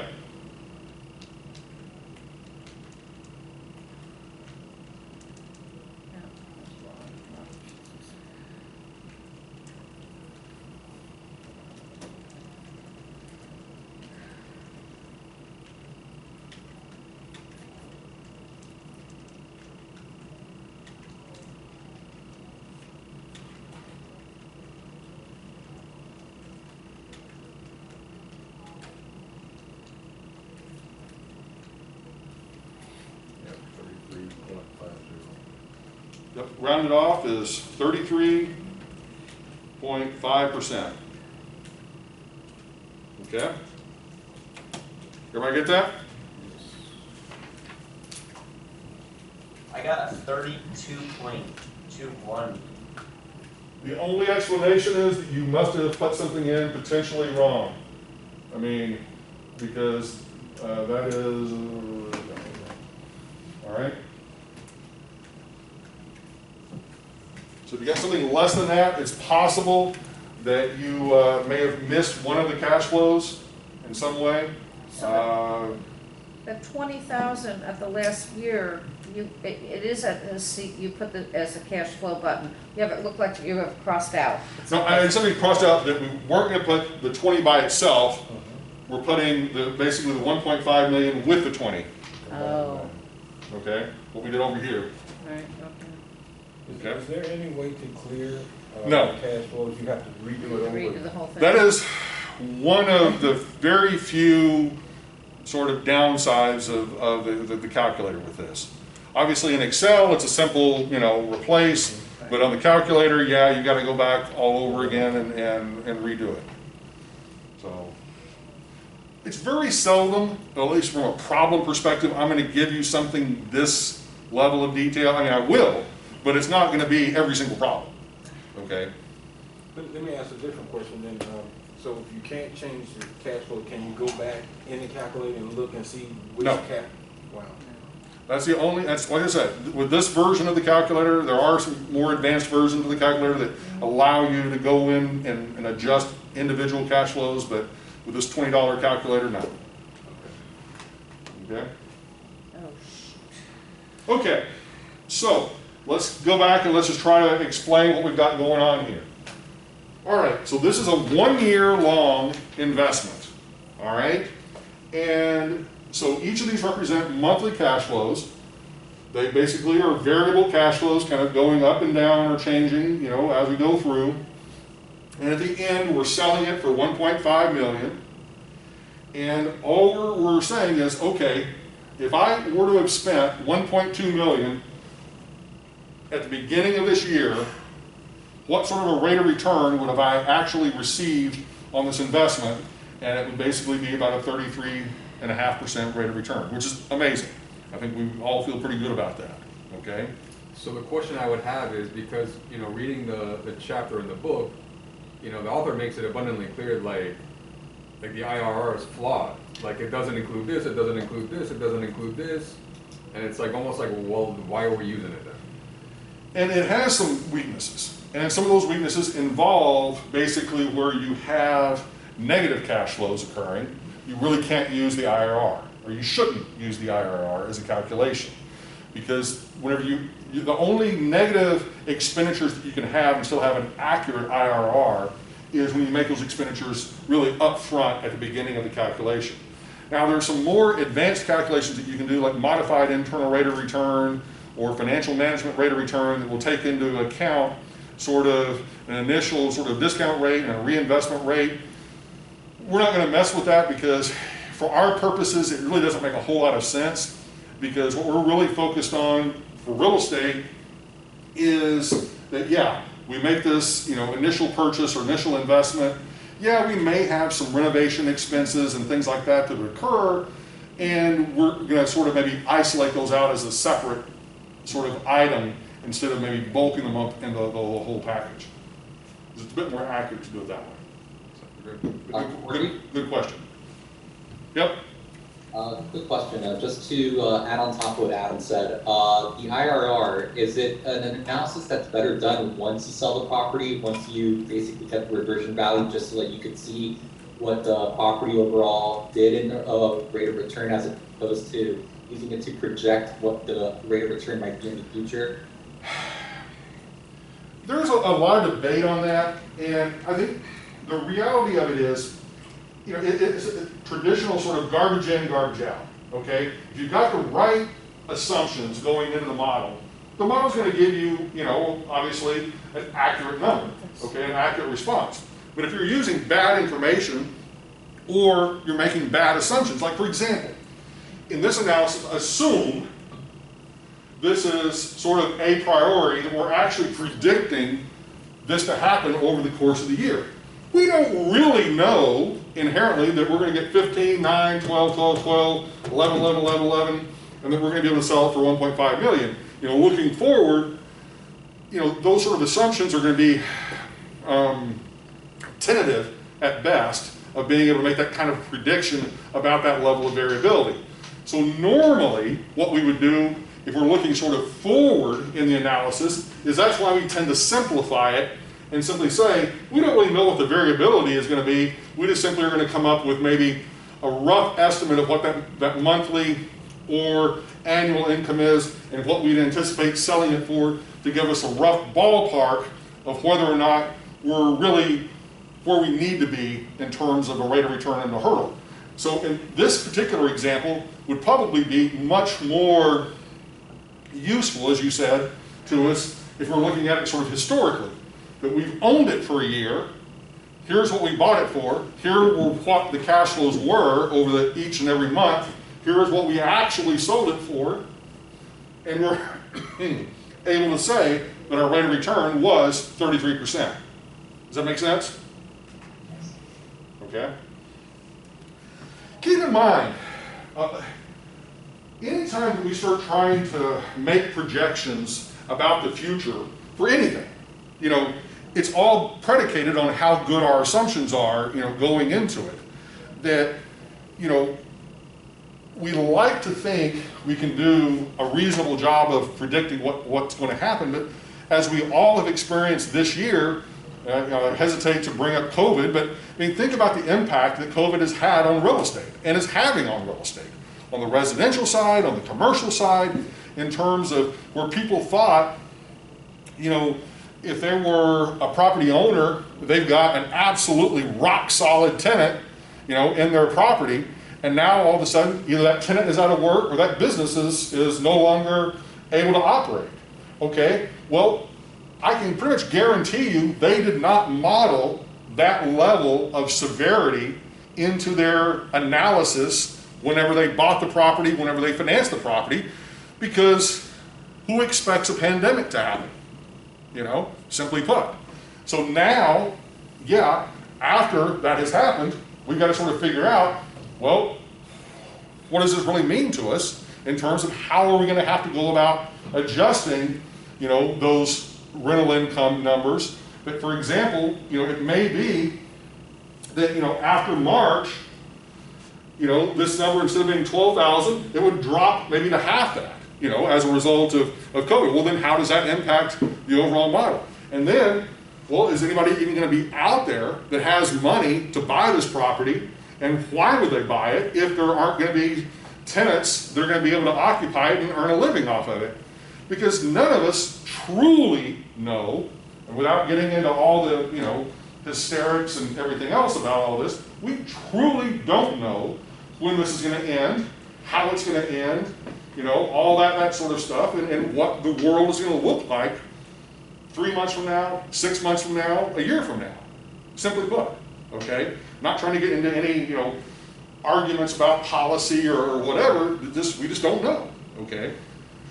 But from a real estate perspective, you know, part of our job is to, you know, try to understand what these cash flows are telling us, you know, in terms of what kind of a rate of return. Are we comfortable with that rate of return? Do we need a higher rate of return?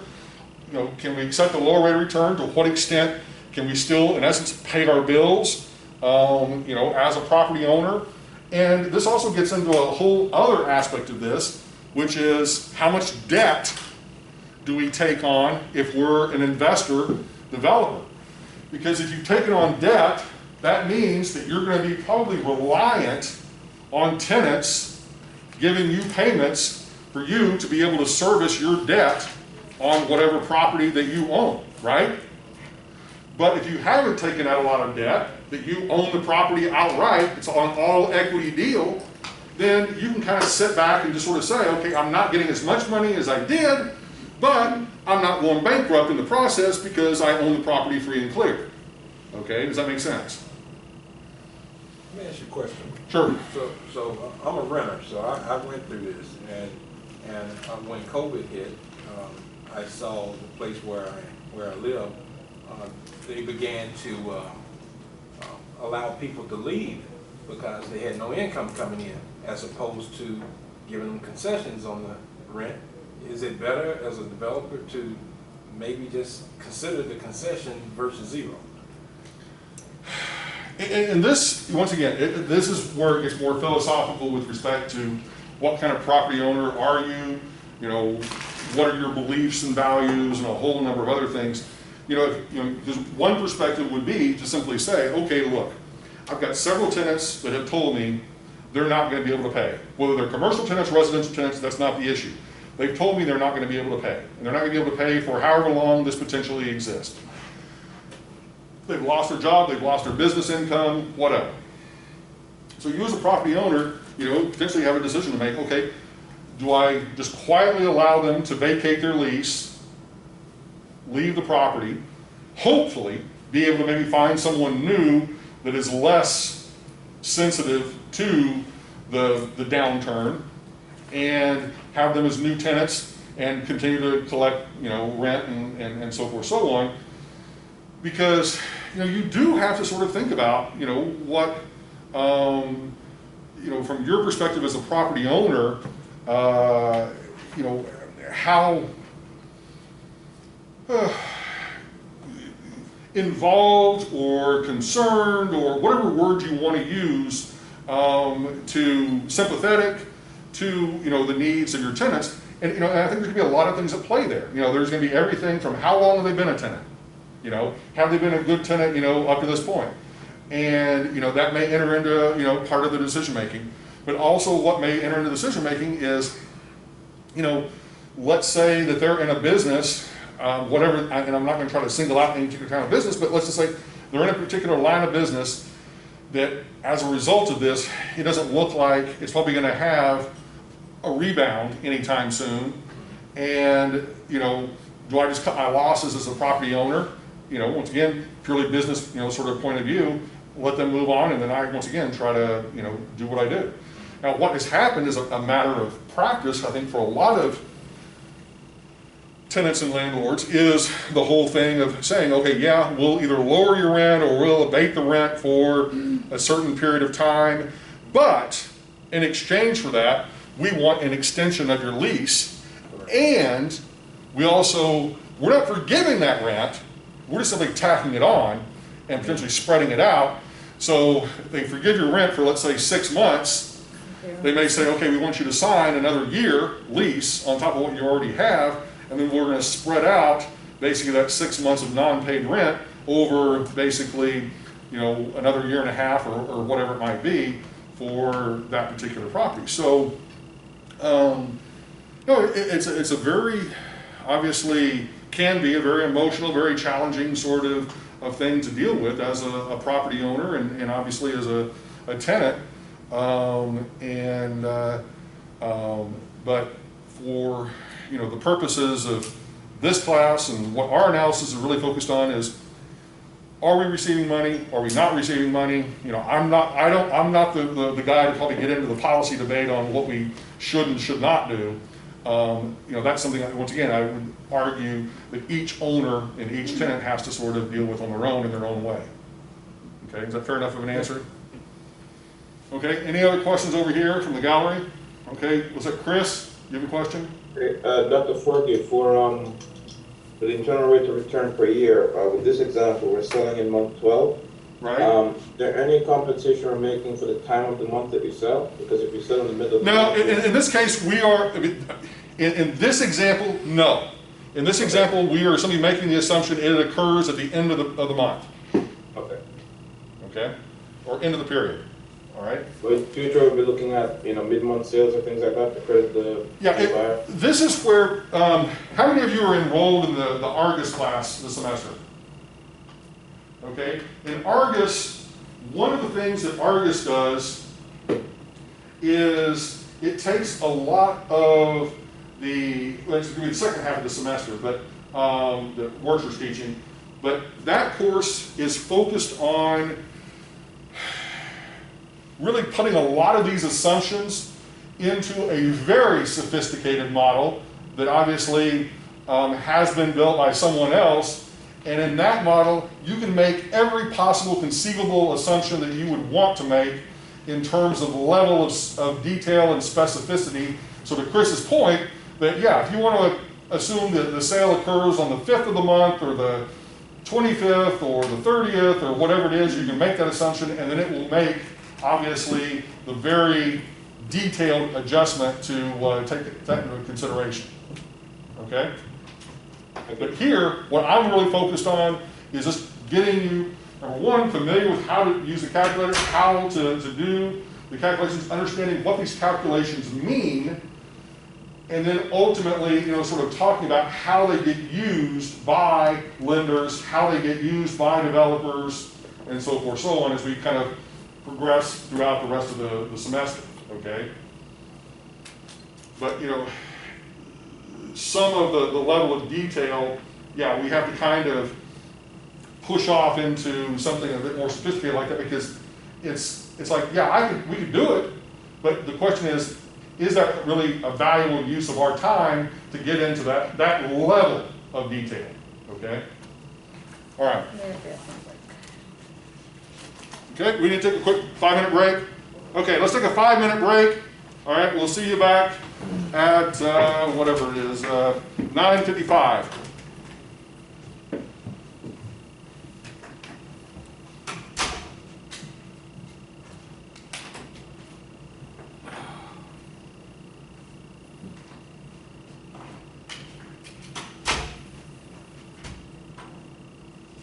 So I guess there's no more food around here, huh? No more food.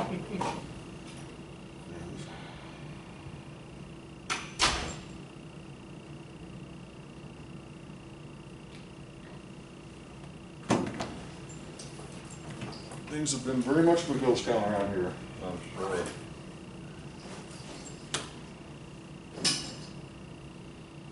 So it's smart to do an interest-only mortgage if you're playing the short game. Yes.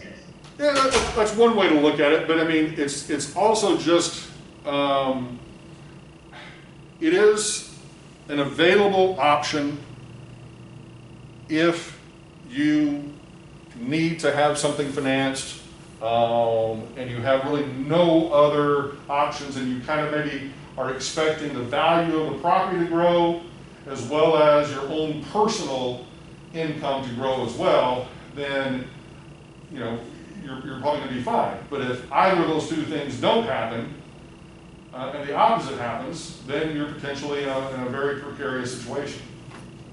Right.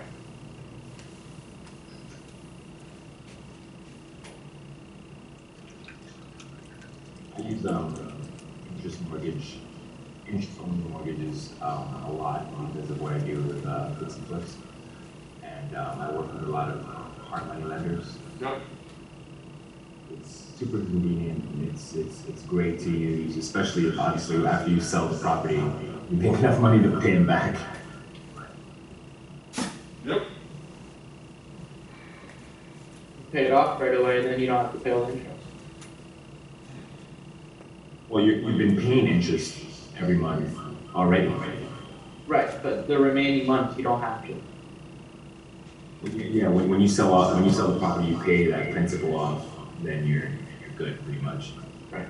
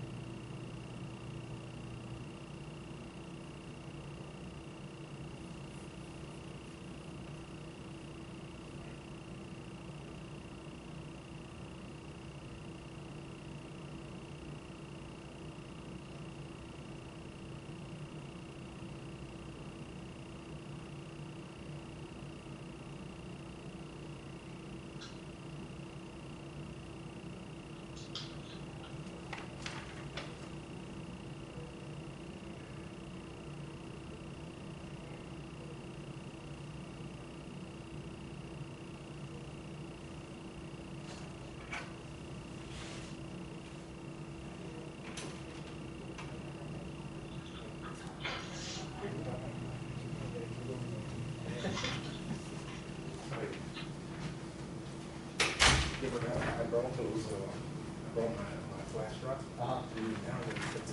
This person that did.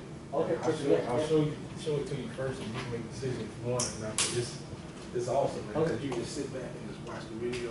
Okay. And it's the book. Perfect, thank you. Uh-huh. Dr. Boyer, I have a question. So, as a renter, let's say the whole pandemic hit, you're talking about like when you're renting, you're paying for the amenities, you're paying for all the stuff. When they shut it down and they're not reopening, they don't have the pool guy coming anymore as often, they're not doing the cleaning in the gyms and stuff like that. How is essentially, are they able to lower the cost, or you keep the same, or how does? You know, and that's it's an excellent question, and this is, you know, the same sort of thing that people ask about, well, even universities. You know, you have people saying, well, you know, we're not holding classes in person or as much, you know, so your costs should be lower. They're not, they're higher, you know, because now we've had to institute all of these, I don't know how many millions of dollars that we have spent as a university to try to create an environment that's as safe as possible, with, you know, new technology that we put in the room, you know, a whole number of things. I mean, millions of dollars of extra expenses, but then we've lost revenue from things like renting out, you know, facilities to, you know, for graduation for ceremonies for our high schools and others, for summer camps to be here, to, you know, effectively like the food and beverage services on campus, losing money to, you know, I mean, so it's one of those, you know, interesting sorts of things that, you know, initial first blush, you know, people think, oh, you can lower the price or something, but the reality is no, the cost has actually gone up. And you think about even the case with a lot of, you know, mom and pop businesses like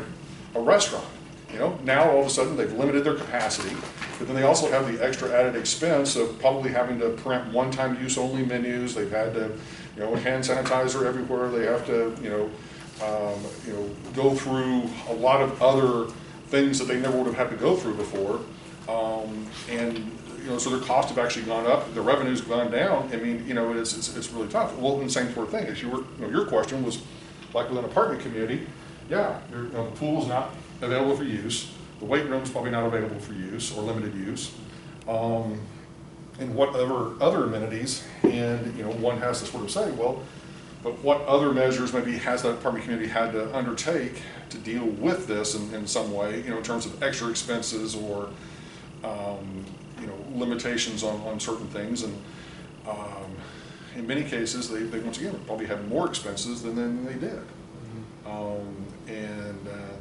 So I'm thinking like, what other expenses have they done? And it's like, if you think about it, really, what in my situation, I'm trying to think. It was really just the amenities. Like, it's an outdoor apartment. There's no. And there might be, you know, but you know, for many businesses, it's not the case. Right.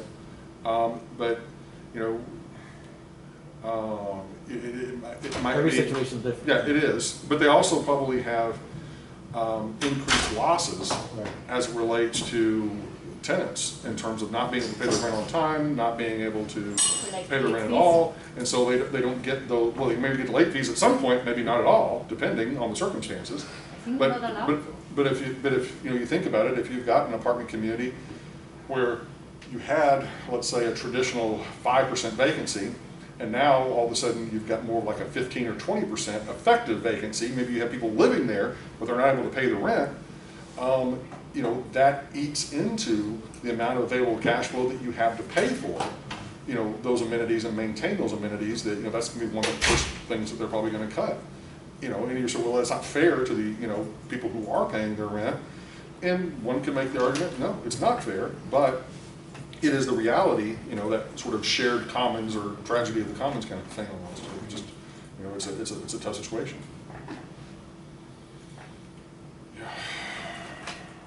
Each passing day, we obviously try to figure out, well, what the next steps are going to be and what the solutions are. And I would love to say that I have a, you know, the crystal ball as to what's going to magically happen, but, you know, I think, you know, all of us can speculate to the end of the day as to, you know, what those things are going to be. You know, it's certainly nothing I've ever seen in my lifetime, and I know, you know, for all of you, probably the same sort of thing. You know, it's just one day at a time, literally. Okay, all right. We got a couple more things I want to go over, and then it'll be time for you to be released to do the little quiz. All right. So, one of the things that, I'm trying to remember which one of these I want to start with. So let's do this. Basically, let's do a before tax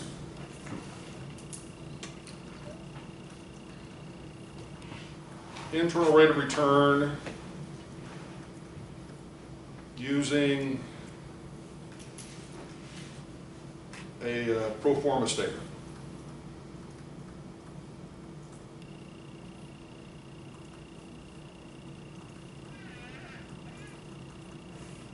Okay. If you remember last week, the very, very first example that we went through, you know, dealt with having potential gross income, subtracting out vacancies and collection losses, adding in other income, giving us effective gross income, subtracting out total operating expenses to give us net operating income. All right, so the number that for the most part we have been using in our calculations as it relates to the income number for these internal rate of return calculations has been the net operating income, okay? And so now we're trying to get a little bit more specific and kind of into the weeds on, you know, where does that number come from and kind of how it can be influenced and so forth, so on. So here's what we're gonna start with. All right, we're gonna come up with another little scenario.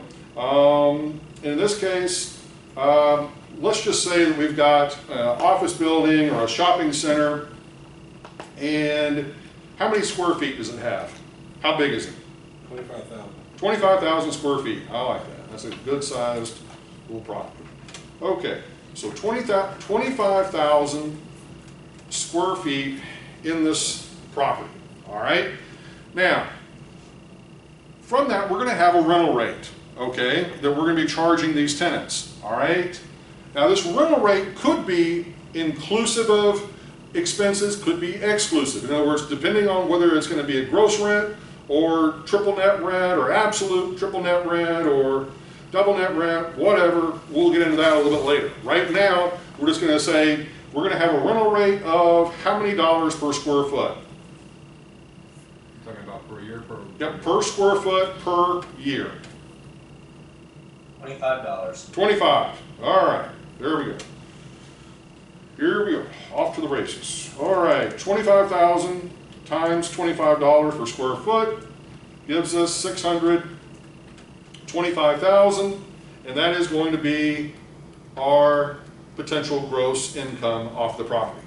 Okay, does that make sense, everybody? Yes or no? Yes. Okay, any questions about that? All right, moving on. Okay, vacancies and collection losses. All right, give me a percent. 3%. That's kind of low. 10%. Let's go with 10%. Calculations are simpler. Okay, 10% vacancy and collection loss, so it'd be 62,500 as our vacancy and collection loss. Okay? Everybody good with that? All right, other income. This is going to be things like parking fees or, you know, other assorted income that we may generate off the property. So give me a dollar amount. 5,000. Okay, not a lot, but what the heck, 5,000. Okay, let's see if I hopefully don't make the same mistake I made last week. 625,000 minus 62,500 plus 5,000 gives us 567,500 as our effective gross income. Okay? Now, with that, we have operating expenses. All right? In this case, we're going to make the assumption that of the 567,500, we're going to have operating expenses of 30%. So total operating expenses of 30%, 170,250. How much? 170,250, right? Yep. Okay. All right, and then we're going to subtract that from our effective gross income.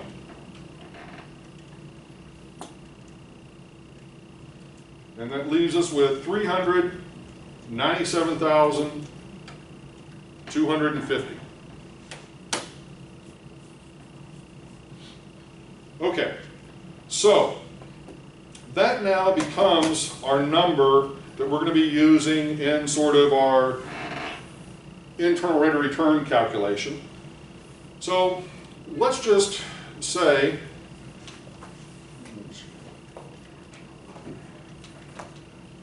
all right, so let's say that we bought this property for $5 million.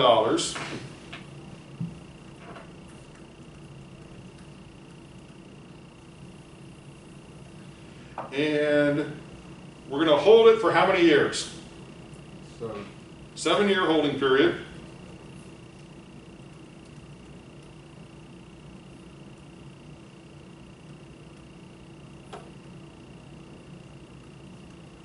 Be one payment per year. And in this case, then our income is going to be the $397,250 as our payment amount. And then what are we going to sell it for?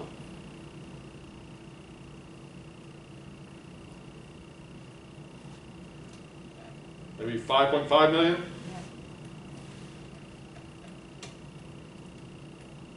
Okay, now then calculate our rate of return. Now here you're going to say, okay, it looks exactly like one of the ones we did earlier today. And it does. The only thing that we did different was we showed in this one how we actually got the NOI. So this is what I was sort of talking about earlier, that as we progress through this material, then we begin to sort of peel away sort of, you know, the elements of this so that you can kind of begin to see, all right, where are these numbers coming from? And so that's what the purpose of this particular example and problem is to kind of show you where the number came from. Okay, now, at this point, we just do the calculation like we've done before, and let's see what we get.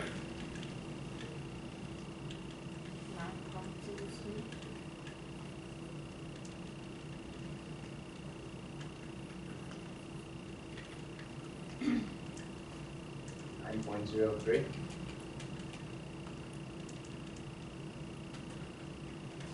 Yep.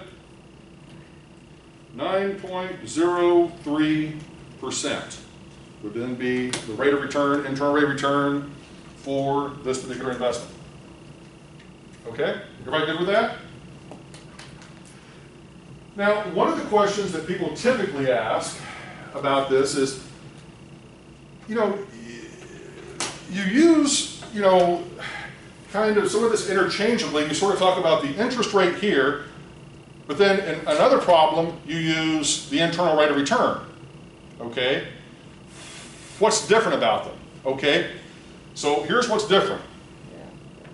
This interest rate function we can use when our cash flows or our payments are constant, when they're fixed. Okay?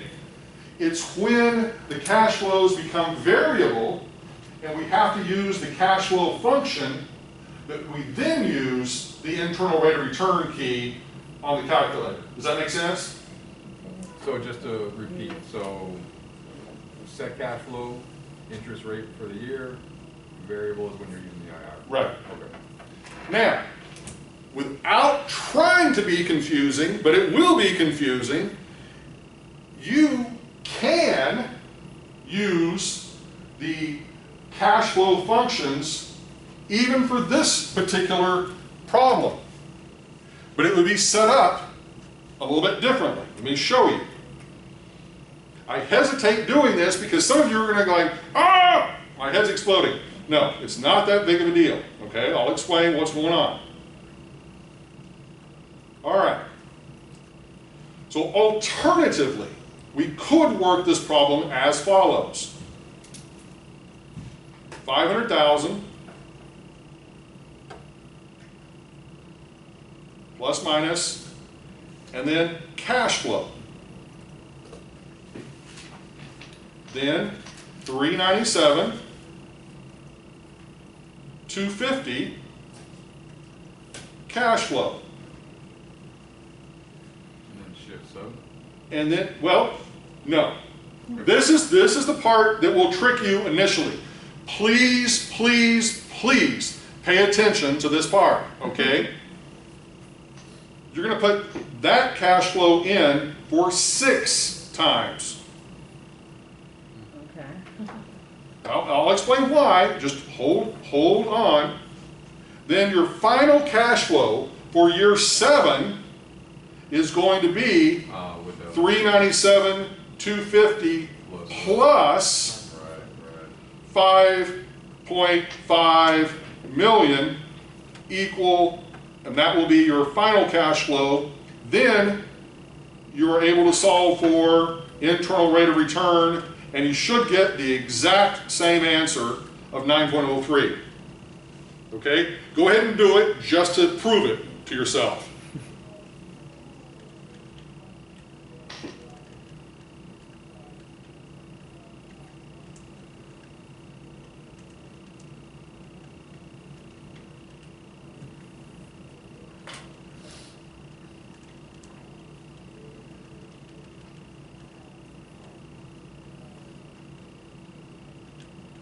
Yep.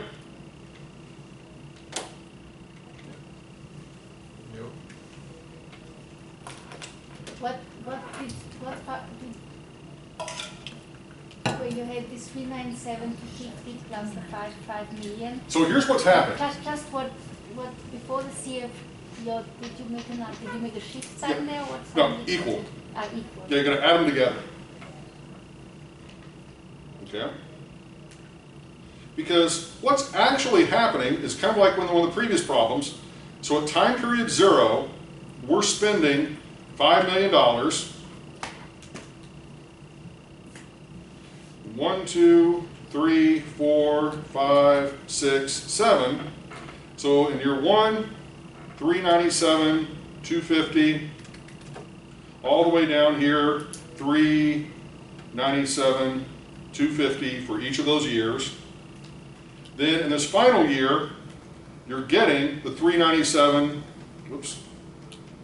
250, plus you're getting the resale of the 5.5 million.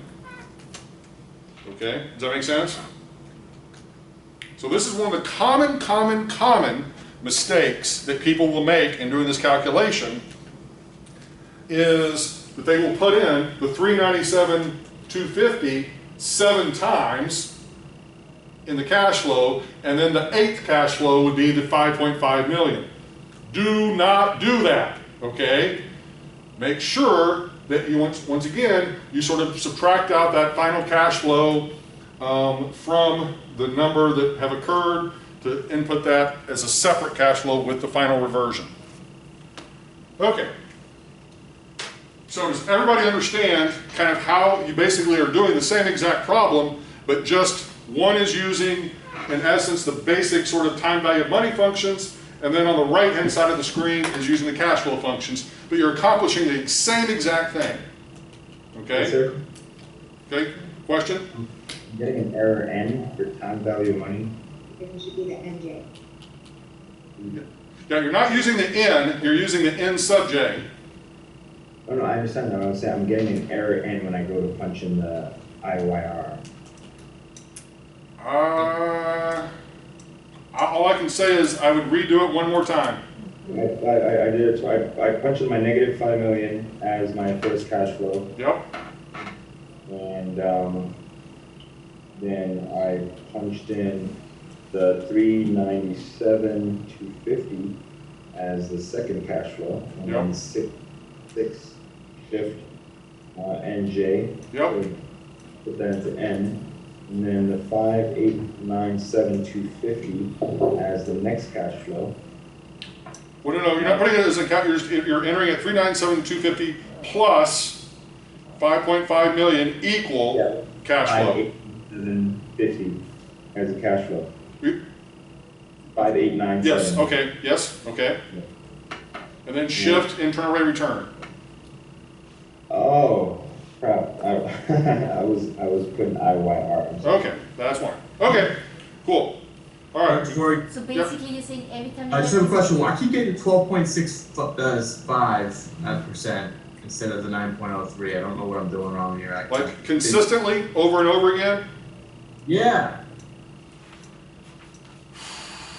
I don't understand. Let me just try it one more time, I guess. Okay, one more thing before you try it over, and I've been leaving this out today, but make sure that you're definitely hitting the shift clear all before you begin the problem, because it's possible something may have been left in from a previous problem. All right. And make sure you're an annual. Yeah, I am, but Okay, try it one more time. I'm gonna look at, so just check this here, if there's anything here. So one of the things that I found was that you need to add the 397,250 plus the 5,500,000. You got feedback going on, so I'm sorry, what did you say? Well, now, you're going to have to unmute yourself, but I guess maybe do you have something like a speaker turned on or something else that you mean? Yeah, hold on, we had several. Okay, all right, go ahead. So that I guess why I was getting an error was specifically because I was adding it and then hitting cash flow, but I needed to add it and put the amount. So let's say like add 300, 907, Yep. and 250 plus the 5 million and 500. Yep, yep. And it was going to be 5,897,250. Yep. So I just put in my calculation, the 5892750 and hit cash flow. And then hit the shift IR button, and that gave me the correct answer. Okay. Yeah, you gotta add these two, together, but before you enter it in as a cash flow, you've got to make sure that you hit the equal key. So once again, that obviously it knows you're combining the two. Okay, Matt, you found out what you did wrong? yeah, I did. Thank you. Okay. Can you just basically every time you have these cash flow numbers, you read the IRR? Correct. And we have PD and FV, the I per year. Correct. Okay. All right. Moving forward.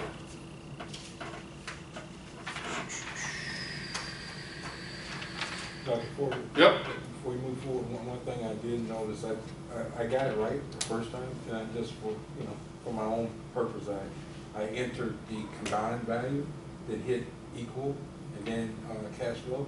No, then it then gave you me don't hit 12.65. So you can't hit the equal sign if you use the combined value. You only do it when you add them together, then hit equal. Right. Correct. Okay.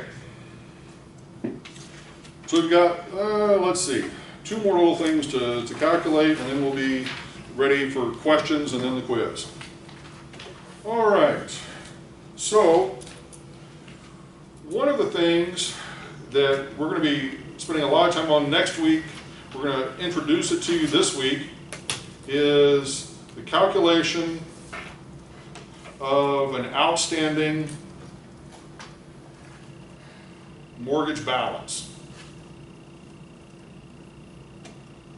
We'll be doing a lot of these calculations next week, but this week I just want to kind of introduce you to it, and you'll have it on the quiz to kind of get you started with calculating it.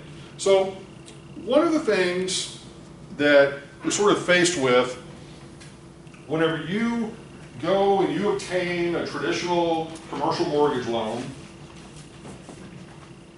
as I had mentioned earlier today, most of these loans are going to be 5-year terms. They may have an amortization period, and we're going to talk about that, that's longer than 5 years, but it's typically a 5-year term with then a balloon note at the end where you're going to pay off the outstanding mortgage balance at the end of that 5 years. And so one of the calculations that we need to be able to do pretty readily is to be able to find out what that outstanding mortgage balance is going to be at any given period of time. And as I said, we're going to spend a lot of time dealing with some of this next week, but I want to go ahead and kind of introduce you to it this week. All right, so let's say that we have a mortgage that's $1 million. All right, and we've got monthly payments, and what's our interest rate? Give me an interest rate. 5%. Okay, 5% interest rate.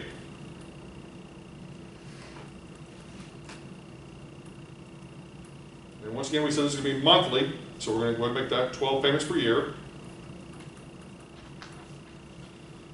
All right, and let's say that the amortization period of the loan, and we're going to explain what that means, is, let's say, 15 years.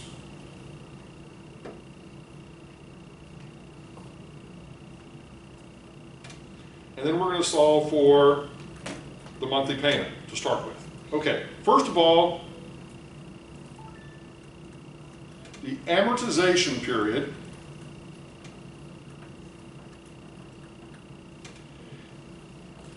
is what, or the payments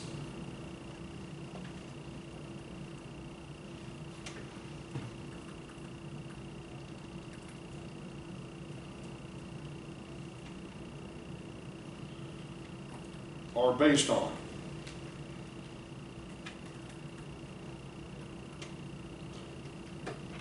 Whereas the loan term is the actual length of the loan or the mortgage. Now you're going to say, aren't those the same thing? No, they are not. Here's what typically happens. Most of you are familiar with, you've gotten car loans, and the car loans are for 5 years or whatever, all right? And the amortization period is also 5 years. So the term of the loan matches the amortization period, okay? 5-year loan, 5-year amortization, okay? Home loans. Typically, almost all home loans are going to be maybe 15 years or 30 years as the term. Also, the amortization period is also 30 years. Okay. This is where commercial loans tend to be, as a general rule, different.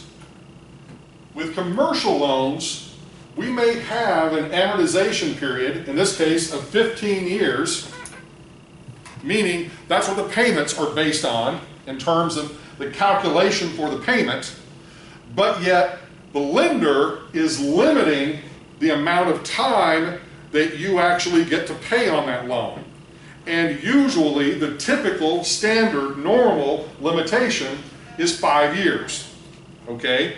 So, you would have, let's say, 15 years is the amortization period, but then 5 years would be the loan term.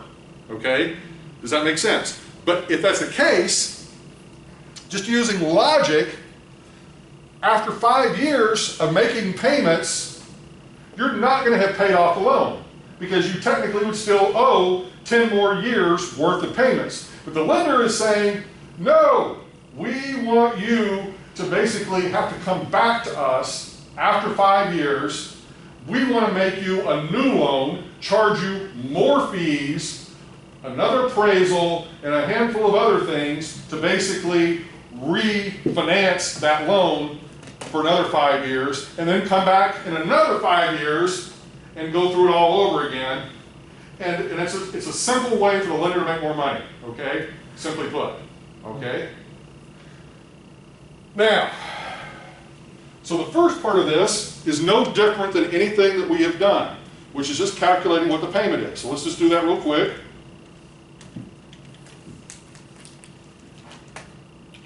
$7,907.93. 94 cents.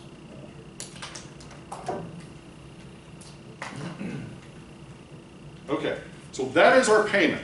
But that's not the answer. That's not what we're searching for. Okay? That is simply what our monthly payment is. What we want to know is how much do we owe at the end of 5 years? Because that is going to be our loan term. Does that make sense? Yes or no? Okay, so now to do that, we are going to access the amortization function, which we're going to be talking all about next week. So right now, don't worry about not understanding this. That's where we're going to talk about it next week and explain it in much more detail. You just can't multiply it by 60? No. And the reason because that's principal and interest. Okay, so the question was, can't you just multiply the payment times 60 and subtract that from the overall loan amount? No, you can't, because the payment includes both principal and interest, okay? Which, once again, we'll be talking about next week, okay? Now, to do this on the calculator, you're going to do the following. You're going to do one, you're going to hit the input key on the left-hand side of the calculator, shift, amortize, which is the upper right-hand key up below the future value key, and then you're going to hit equal, equal, and equal. Okay, and let's just see what we get. Oh, I'm sorry, whoop, my bad. One input 60. Left out a key point there. Oh.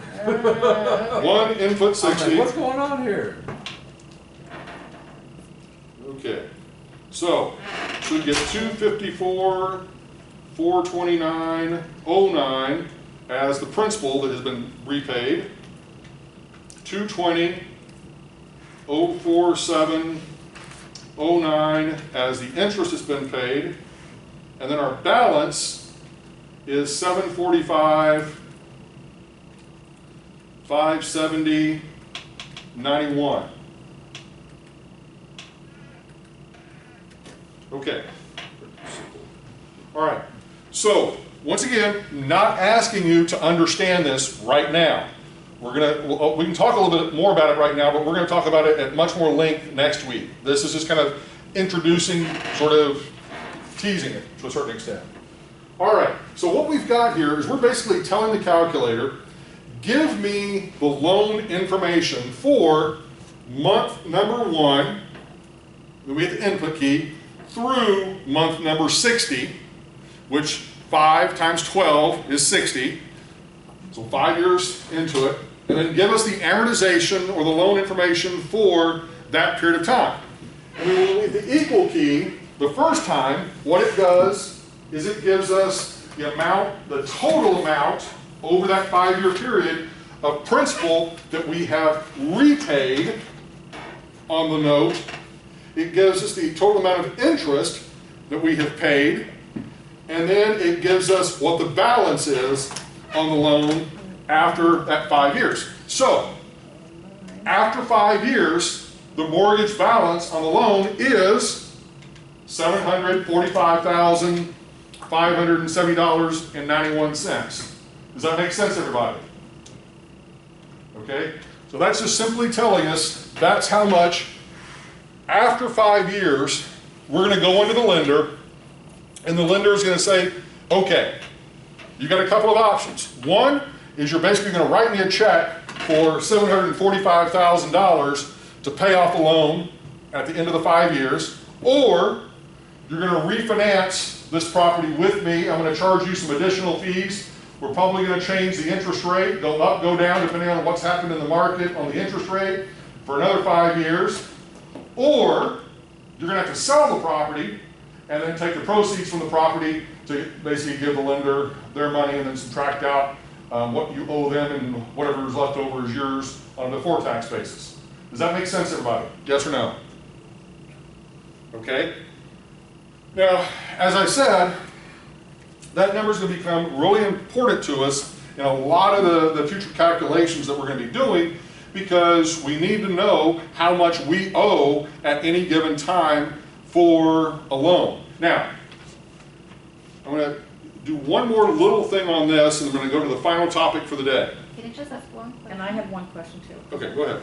Like in that one input 60 amortization, you have equal. Yep. How do you know that the first one is principal and the second Okay. one is interest? In your calculator display, it says up here in the left-hand corner of the display, whenever you hit the equal, it will say each one, PRIN. Oh, okay. And then at the end it says balance. Yes. Okay. And the 60 just represents whatever the month, 5 whatever you want 5 to, years months. whatever you want to figure out. You know, if I want it after 8 years, That's I where I was do going. 96. Okay, perfect. So you're jumping ahead, which is good. Okay. So let's just say that we want to go after, you said after 8 years? Uh-huh. Okay, so 8 years times 12 is what? 96. Okay, 96 months. So what we would do is we would do one, just follow down below. We don't have to reset anything, don't have to clear everything out, just follow down below. One input, 96, shift,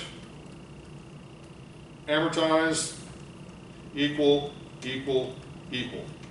But you have to, if I only wanted to know principal, and I wasn't interested in the interest or the balance, You just can I stop after the first equal. I can stop after the Yeah. first equal and then go to one input 96 for the same thing. Okay.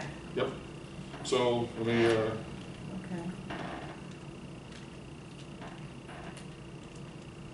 so for this one, we get 440, 498, yeah, 499 basically, if you round it. 318, 662, 88. Balance, 559, 501, 00. Okay? Now, everybody good with that? Okay, one more little trick on this, and then we're going to leave this and move on to something else, the final topic of the day. Okay, now what if I just simply said to you, I want to know how much principal that you repaid during year 2 of this loan. I want to know how much principal that you repaid during year 2 of this loan. What do you think you would do? Anybody? 24 months. One input 12? No. 1 input 12 would be for year 1. I mean, so I'm sorry, 24. No, it would not be 1 input 24 because that would be for the first 2 years. If I only want it for year 2, what would I put in? 24. 13 input 24. Why 13? Because in essence, 12 is like December of the first year, 13 is like January of the second year. So this is something you need, and this is not just for a calculator, you're going to need this in Excel when we start playing around with Excel as well. Year 1 is months 1 through 12. Year 2 are months, 1 through 12. Year 2 is 13 to 24. Year 3, 25 to 36. Year 4, 37 to 48. Year 5, 49 to 60. Year 6, 61 to 72, and so forth, so on. Okay, does that make sense? Yeah, so I never realized the one in the front was the first. Right. Oh, the I first see, I payment. didn't know that either. See, once again, you learned something today. Isn't that wonderful? Okay, so for the second year, just to go ahead and play this one out before we move on to the final topic of the day. All right.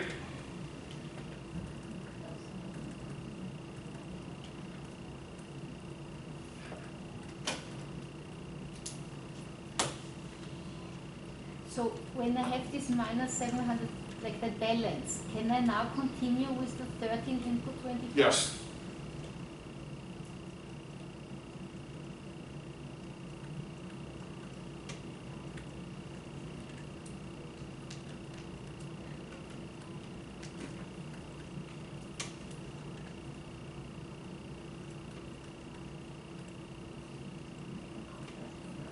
If you hit the button or if you miss the shift, how can you go back to the... If you just don't hit the shift clear, just hit the clear. But when you hit the clear key, if you just hit, okay, let me explain the difference on one little thing on the calculator. The clear key versus the shift clear all. Whenever you hit the shift clear, just by it, or I'm sorry, you hit just the clear key by itself, all it clears out is what is in the display, right then and there. That's all it clears out. Whenever you hit the shift clear all, that clears out all the memory registers in the calculator, so any problem that you've been working on, you're going back to basically the beginning. Okay, does that make sense? Okay, all right, so that gets us through one more topic for today.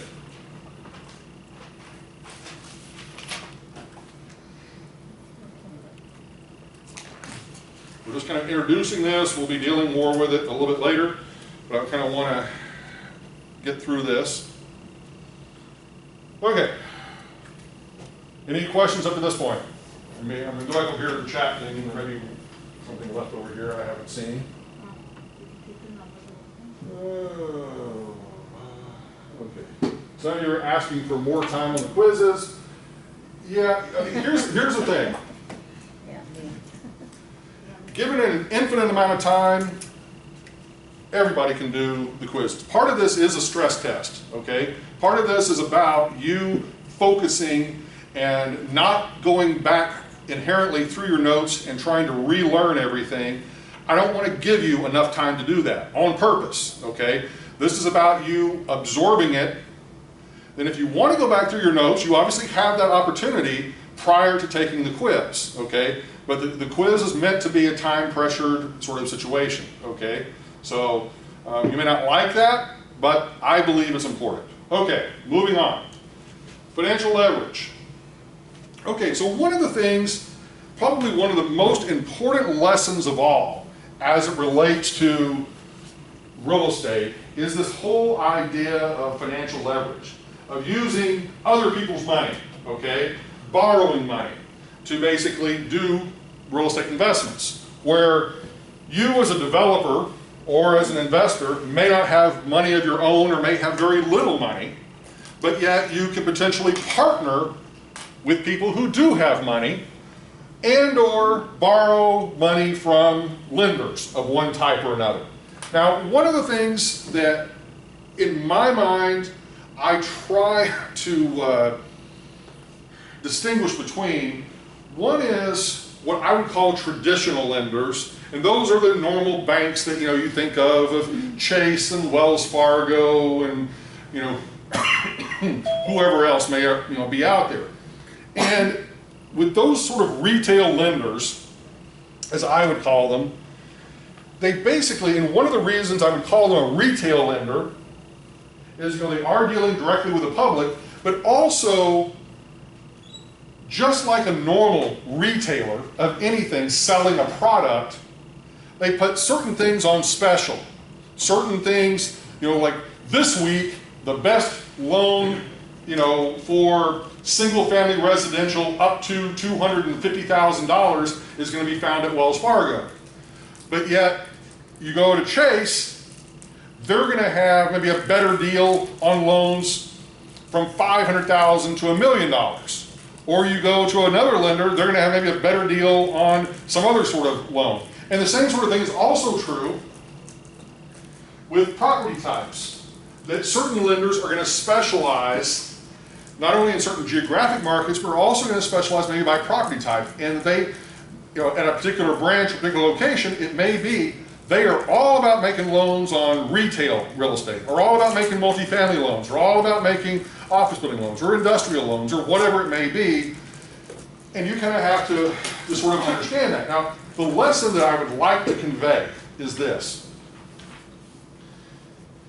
Whenever you go into most of these retail lenders, you develop a relationship with them. Like, for example, let's just say, we'll pick Wells Fargo as an example. You have Wells Fargo for, let's say, your checking account. You have them for your savings account. You have them for a car loan. You have them basically for a home loan. And then you say, look, I've developed this wonderful relationship with Wells Fargo over the past however many years. They have all this stuff. They have all my records. They have everything. And now I want to invest in some commercial real estate. So the first place I go is Wells Fargo. And I go through all of the brain damage to see what they want from me in terms of documentation and so forth associated with whatever loan it is I want to do. And they give me the terms of that. And what happens, unfortunately, with a lot of people is they just simply assume or expect that the deal they're going to get with that particular lender, Wells Fargo, is going to be the best deal that's on offer in the market for that particular loan. And they don't shop around to other lenders to really see which one has the better deal. And it's not just about the interest rate.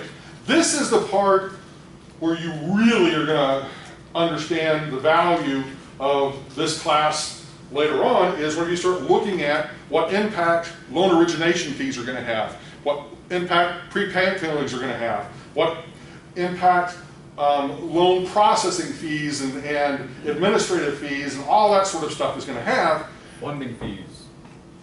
So many different sort of fees, all to help the lender obviously earn more money, okay? But my point, kind of backing away from all of that, is each lender is different.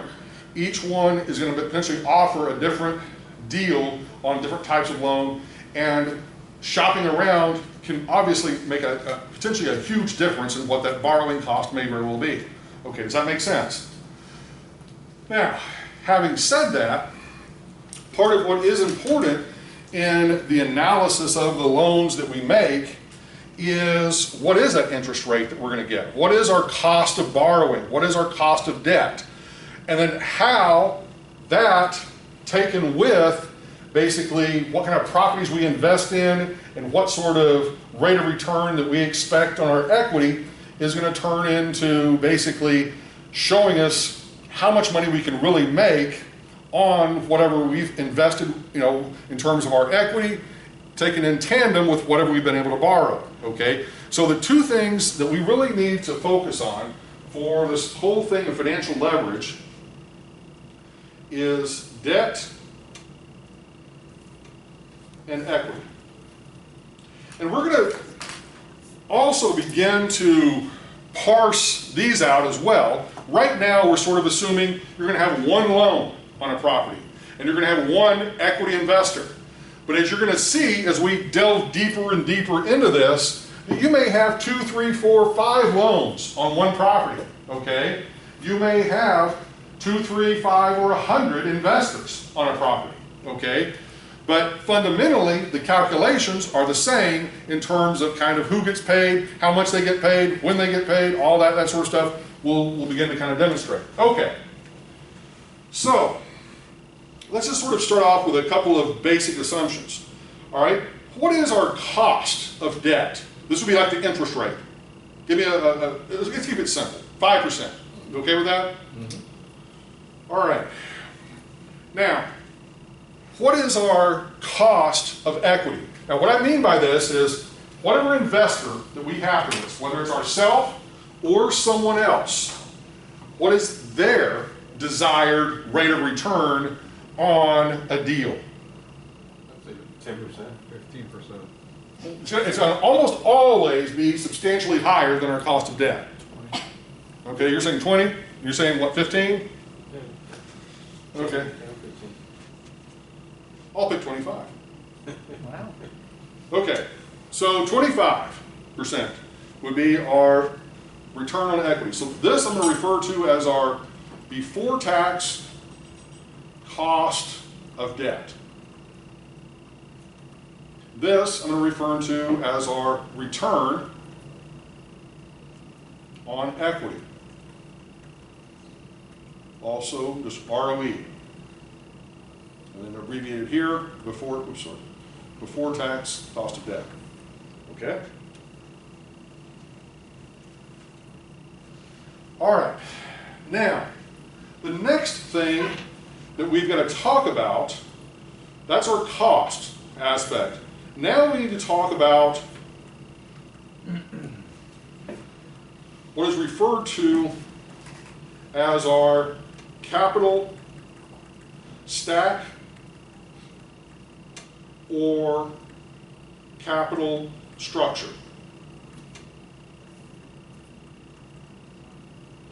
Now what this refers to is kind of the whole thing of what is our loan to value ratio, okay, is what this is really sort of focusing on. How much, if we have $100 invested in a project, how much of that $100 is going to come from equity, how much of it's going to come from debt, okay? Now, for a typical, traditional, sort of commercial loan, you know, depending on how the market's doing, it could be that you're able to borrow, let's say, 70% debt with 30% equity. Okay? Is everybody still with me? So obviously those two have to total up to be 100.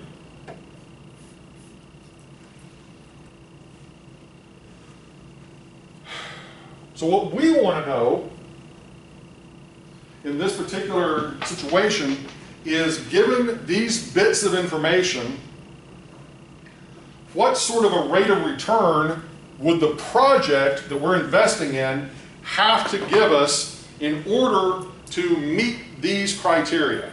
Does that make sense conceptually? All right, so the formula, very straightforward. I'm going to try to squeeze it here. All right, overall project return, or I'm going to just call it rate of return, ROR, percent, is equal to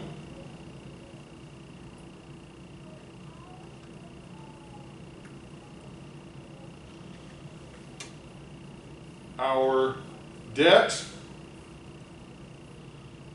percent times our before tax cost of debt plus our equity percent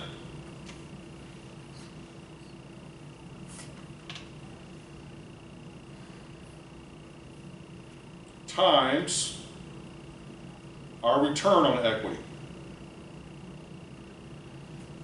Okay? So basically, very simply put, this is going to be another one of those examples of, if I give you, there's 5 possible numbers here, okay? If I give you any 4 of the 5, you should be able to solve for the 5th, okay? Back solve, algebraically solve, however you want to do it. But I'm going to show you, based on what I've just given you, what we end up with, all right? So with our debt percent, that's going to be the 70%. The equity percent is going to be the 30. Okay? Then the before tax cost of debt is 5%. and our expected or required return on equity is 25%. Okay, so now what we're going to do is just basically the math to get us to what the overall project return would have to be in order to satisfy those requirements. Okay, so let's just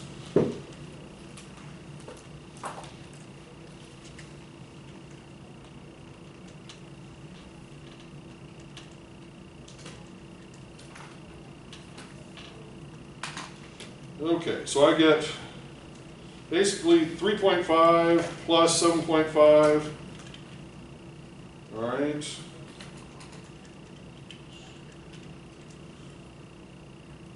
So 11% would be the required overall project return in this scenario.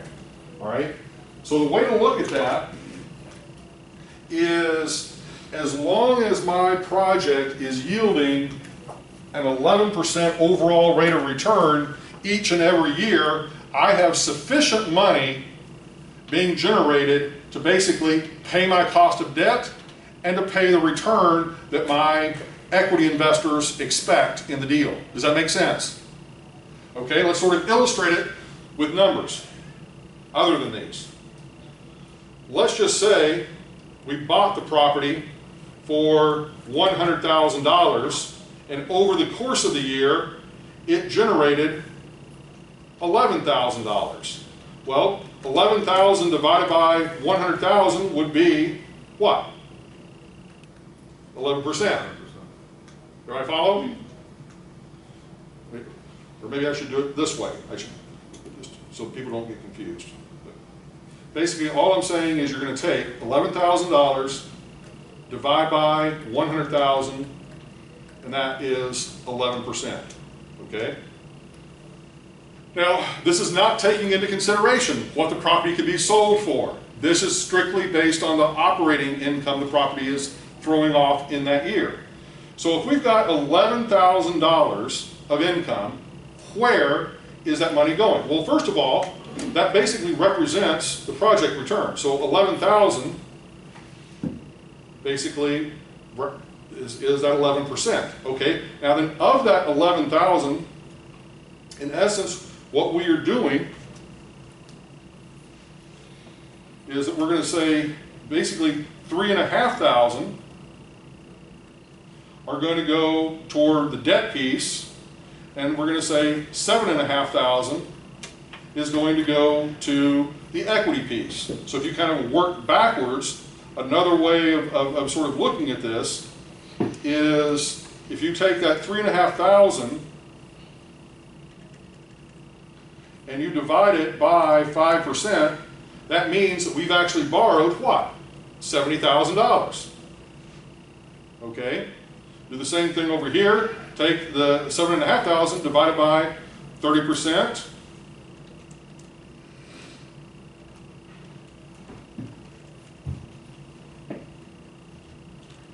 Okay. I'm sorry, divided by 25%. 7,500 divided by 25% gives you 30,000 as your equity. Okay, so now what you're saying is, okay, yeah, 70% or 70,000 of the overall project of 100,000 is debt, the other 30,000 is equity, and our cost of debt on a before tax basis is 5%. Our return on equity on this is 25%. Now, is everybody going to understand what we did? We just kind of backed into these numbers, okay? Just to kind of attach some numbers to it so that instead of just using the percentages, and I used 100,000 on purpose so you can kind of see that it matches up very nicely, okay, in terms of the dollar amounts. Now, let's tweak it a little bit.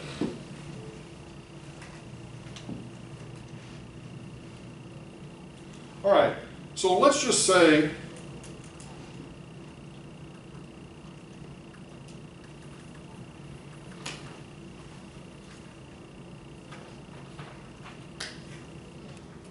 now we could use dollar amounts or we could use percentages again, okay? But let's do it this way.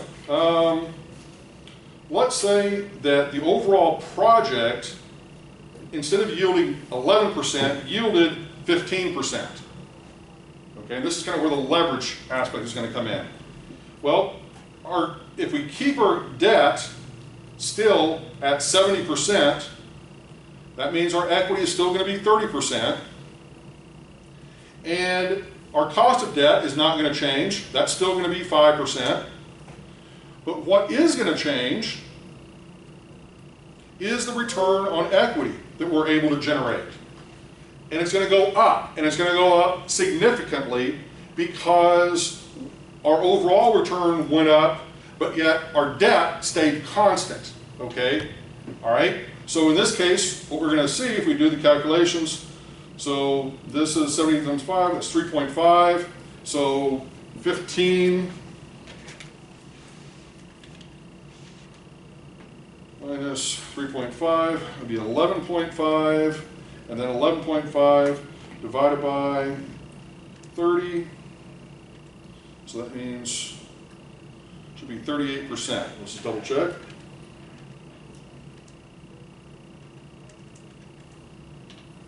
Yep, pretty close. Okay.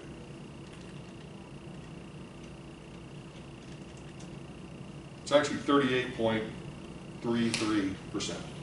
Okay? How did you get to this number then? Okay, which number? So you had 15% minus Okay, so you have 15%. 3.5%. Then, just algebraically, we're going to say 15 minus 3.5. That's going to give us 11.5. 11.5 divided by 30% is going to give us 38.3. So we're just back solving. Okay? Now, so what that means, and this is a really cool thing to sort of start to sort of conceptualize, is from a real estate investor's perspective, one of the things that is wonderful is this whole effect of positive financial leverage, where your cost of debt is staying constant, the percentage of debt is staying constant, the percentage of your equity investment is staying constant, but what's changing is potentially what the overall project is yielding in terms of a dollar rate of return that then is going to throw off a different return on equity to you over here. So, you know, in reality, what's happening, another way to sort of think about this, is the project is yielding $15,000. You're still paying $3,500 for your debt, but now you're getting $11,500 in terms of raw return on your equity versus what you were getting previously, which was only $7,500. Does that make sense? Okay. I have a question, I'm sorry, where the ROE, the 38%? Yep. How did you come up with that? Okay. You're going to take the 11.5 divided by basically 0.3. 0.3, okay, okay. And that should give you, yeah, 38.3. And then what do you do with that number? That's just telling you what your rate of return is. So your return on equity, meaning the amount of money that you're investing in this property, you're now getting back more money. Like, for example,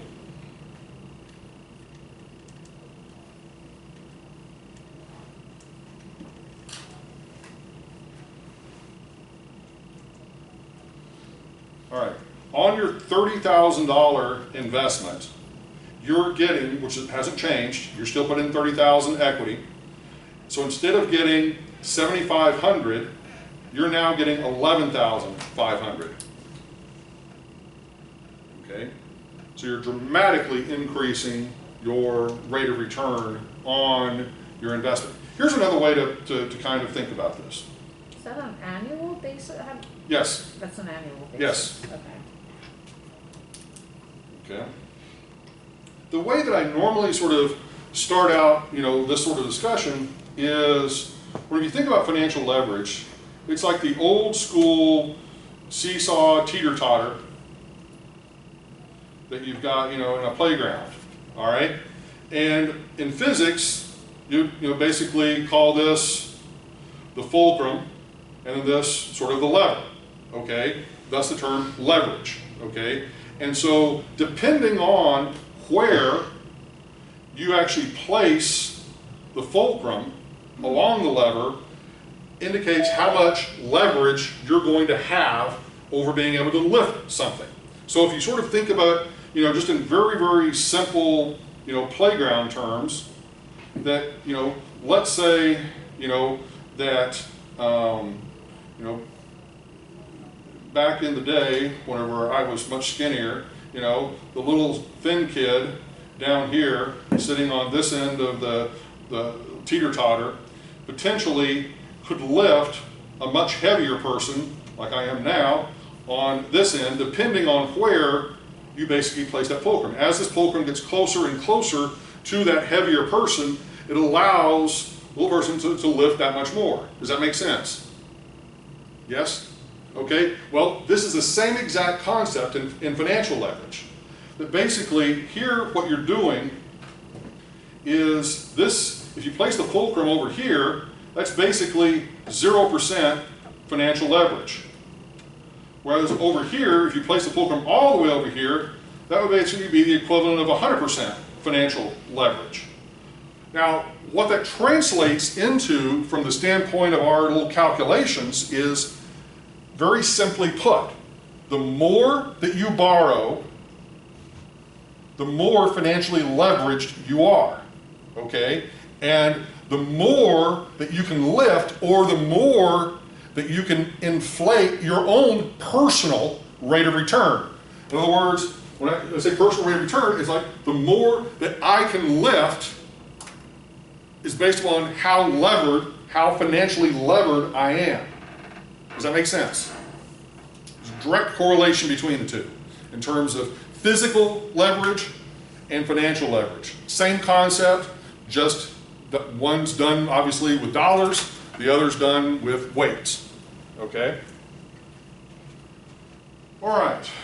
Yep. Professor, a good way to think about the formula is that if you're syndicating a deal and you're trying to offer certain debt and equity terms, it'll basically give you like a required rate of return that'll cover those specific terms.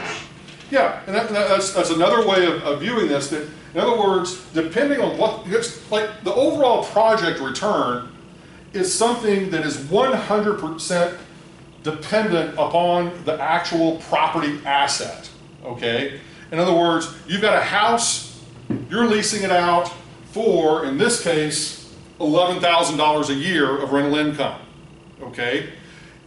Leasing it out at $11,000 a year of rental income, it's generating a 25% rate of return for you as the equity player, whereas in this scenario, your rental income is $15,000 a year, therefore it's generating a 38% rate of return to you as the equity investor, okay?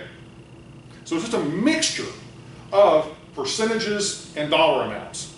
I mean, 90% of this class, every calculation is going to be a percentage or it's going to be a dollar amount, because that's ultimately all of what finance is, okay? Okay, and how to maximize. If you're the lender, how to maximize your income. If you're the borrower, how to minimize your costs, simply put. Okay, now it's 11:01, so we've got basically 14 minutes for any sort of Q&A that you want to have, and then the quiz will become active. And then last week, I don't have all of the numbers right here in front of me, but I know that there were at least 4 people that got 100%. I know that there were another 4 or 5 that got like 9, another 4 or 5 that got like, 8, and then it kind of went down from there. So I feel good in the sense that, it's definitely a doable quiz within the time constraints. So those of you that are being challenged with the quizzes, my advice to you would be to, number 1, make sure that you are going back over all the notes, that you're trying to go and understand. Not only if you're trying to memorize keystrokes on the calculator, you're going to fail, pure and simple. You've got to understand what it is that you're putting into the calculator and why you're putting into the calculator. This class is not a math class. This class is a logic class. It's all about understanding the train of thought, the logic train. And the calculator does all the math for you. If you got the logic wrong, you're going to get everything wrong. You've got to understand the logic. Don't be scared by the numbers or by the calculations. Try to understand what it is you're doing and why you're doing what you're doing. That's the best piece of advice I can give you. And other than that, yeah, you know, work through the the problems in the book. See if you're matching up with what basically their solutions are and what we've done in class, and then you should be ready. It's as simple as that. There's no hidden secrets of success other than a little bit of practice for some people, and and some people, for whatever reason, skill sets may lie elsewhere. Okay. And I don't mean that as a dig on them. I mean, I know what my limitations are. I have no musical ability, no athletic ability, but I'm reasonably good at this stuff, okay? And, everybody has things they're good at, things they're not good at. Sometimes, you excel at certain things, sometimes you don't. So, trying to get me to... So is it not about understanding the material and the time limitation is like putting a constraint? Absolutely it is. In reality given? Yep, absolutely it is. If you're an investor, if I am an investor, I'm doing this because I need to know how to deal with it. Absolutely you do. So I have the time to think about it properly. Yep, you do. But when I'm under 45 minutes and I have a language barrier, then there is... No, and I'm not going to say there's not a constraint there, but the point is, in my mind, to demonstrate fully that you know something, you need to do it in as quickly as a period of time as possible. Like, for example, if you really know this quiz, like some people, I mean, I looked to see how much time people spent. Many of the people who got the perfect scores spent less than 10 minutes on this, okay? I mean, they were done. So, it's not the situation of having enough time, it's that if you're having to spend that much time on a problem, you don't really know what you're doing, okay? And, after 4.5 minutes, to me, what you're trying to do is you're trying to go back and you're trying to replicate precisely what you saw in the notes, and that's not what you should be doing. The notes should only be there to reference back to if you forget something, okay? So, I mean, that's, once again, having taught this for so many years, I can see what works and what doesn't, and what I can say is that for people to master this, it is something that needs to be done with a fair amount of speed. Okay, other questions?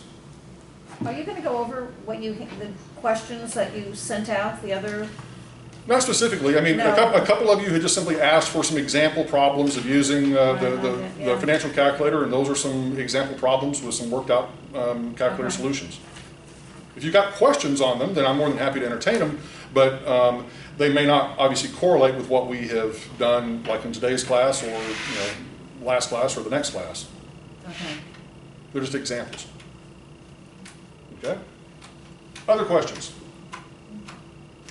I was just wondering if there was any more like sample problems and such, because I like, as you said, master this. It's gonna take me a lot longer than others that have maybe. Did you get the sample problems I posted on Canvas? I must have missed them on there. I didn't see any. I posted them last, I guess it would have been Tuesday morning at 1 o'clock in the morning. All right. So there's about 22 sample problems with worked out calculator solutions. Awesome, thank you. Any practice tests available? I'm sorry? Any practice tests available? One more time? Practice tests. Are there any practice tests? Yeah, that was what. Yeah. Okay. Anything else? Other questions? I'm shocked you were up at 1 in the morning. I wasn't. I had time to go off at 1 o'clock in the morning and post it because I wanted to wait until everybody was done with their quiz before I posted it. Oh, I got you. Okay. Anything else? Okay. Going once. Going twice. Okay. So next week, pretty much the same routine. And after next week, we will be done with appropriately titled prerequisite chapters. So, once again, these first 3 chapters are meant to be kind of intro, getting you sort of accustomed to what you need to know before we get into the meat of the material, really, which comes in the 4th week of class, okay? So weeks 4, 5, 6, 7, and 8, we obviously get into the much more detailed stuff. These first 3 weeks are just kind of getting you familiarized with the calculator, the concepts, the terminology, that sort of thing, okay? All right, with that, all right, I think we're done, so I'm gonna go ahead and close everything out. One last thing, are you gonna put the link of today's class on YouTube the same way you did it last week? I will do the exact same things, yep. Perfect. And we still have it till Monday, right? Yeah. Yep, same bat channel, yep, basically, Monday, you will have until 11 o'clock to start the quiz, and then be done by 11:45. Sounds fair, thank you so much. Okay. Also, quick question. Yep. Is it, okay, since we have until end dates, I guess, this is my second time taking this class, and I understand, I see some people's frustration. Is it okay if we put a study group together on Zoom and do a study group before the quiz to help people ask questions among ourselves? As long as you're not under, in no uncertain terms, do you have someone that takes the quiz early, and then you have them come into your study group and basically tell you what's on the quiz? I'm talking about, to be honest, if we could do it on Zoom and keep it legit, it's fine with me. No, I mean, once again, yeah, you're welcome to use Zoom, you know, and ultimately set up a meeting amongst yourselves and do whatever you need to do. You know, but my perspective, you know, with this particular type of material, you know, it is just kind of a repetition of kind of getting into the point of where you're comfortable with using the calculator and comfortable with the terminology. And, you know, there's no shortcut, I guess is what I'm saying. You know, this is not the sort of thing that, you know, it's like magically everything, you know, all is going to come on in an instant. It's going to be one of these things that through that repetition that people become more accustomed to how to work through the problems. Simple as that. But you're welcome to have a study group. But just be certain, if I get so much as a whiff that people are trying to use this as a mechanism to cheat in some way, then I will clamp down and clamp down hard. Okay? That's reasonable. Okay. All right. Keep in mind, obviously I can see everything that goes on in Canvas. Okay? I can see everything that you viewed, every minute you spend there. So I can pretty much swift out cheating. So just be careful with that. We use Canvas and Zoom to do it. Not that you could see what the conversation is about. Okay. Because here's nothing that is, some people might not understand finance at all, and it's like, it's not getting the calculator period. In the book or watching class in one time, it's kind of difficult to understand the test. And it's only, I know you're saying it's 10. I'm getting it now. As the second time around, I'm understanding my strategy to work through it. I've earned the calculator, so now I'm understanding the financing more. Plus, the other classes I took, like the August class, that helped me understand it, but some people I understand it probably this is their first semester. So I'm offering, since we gotta be colleagues here, that we can do a group things. I don't take my test until Monday. So we could study anytime today or tomorrow, and I can show you my pointers and we can work it out. So we can inbox me and I can have time and help you guys out. That's not a problem.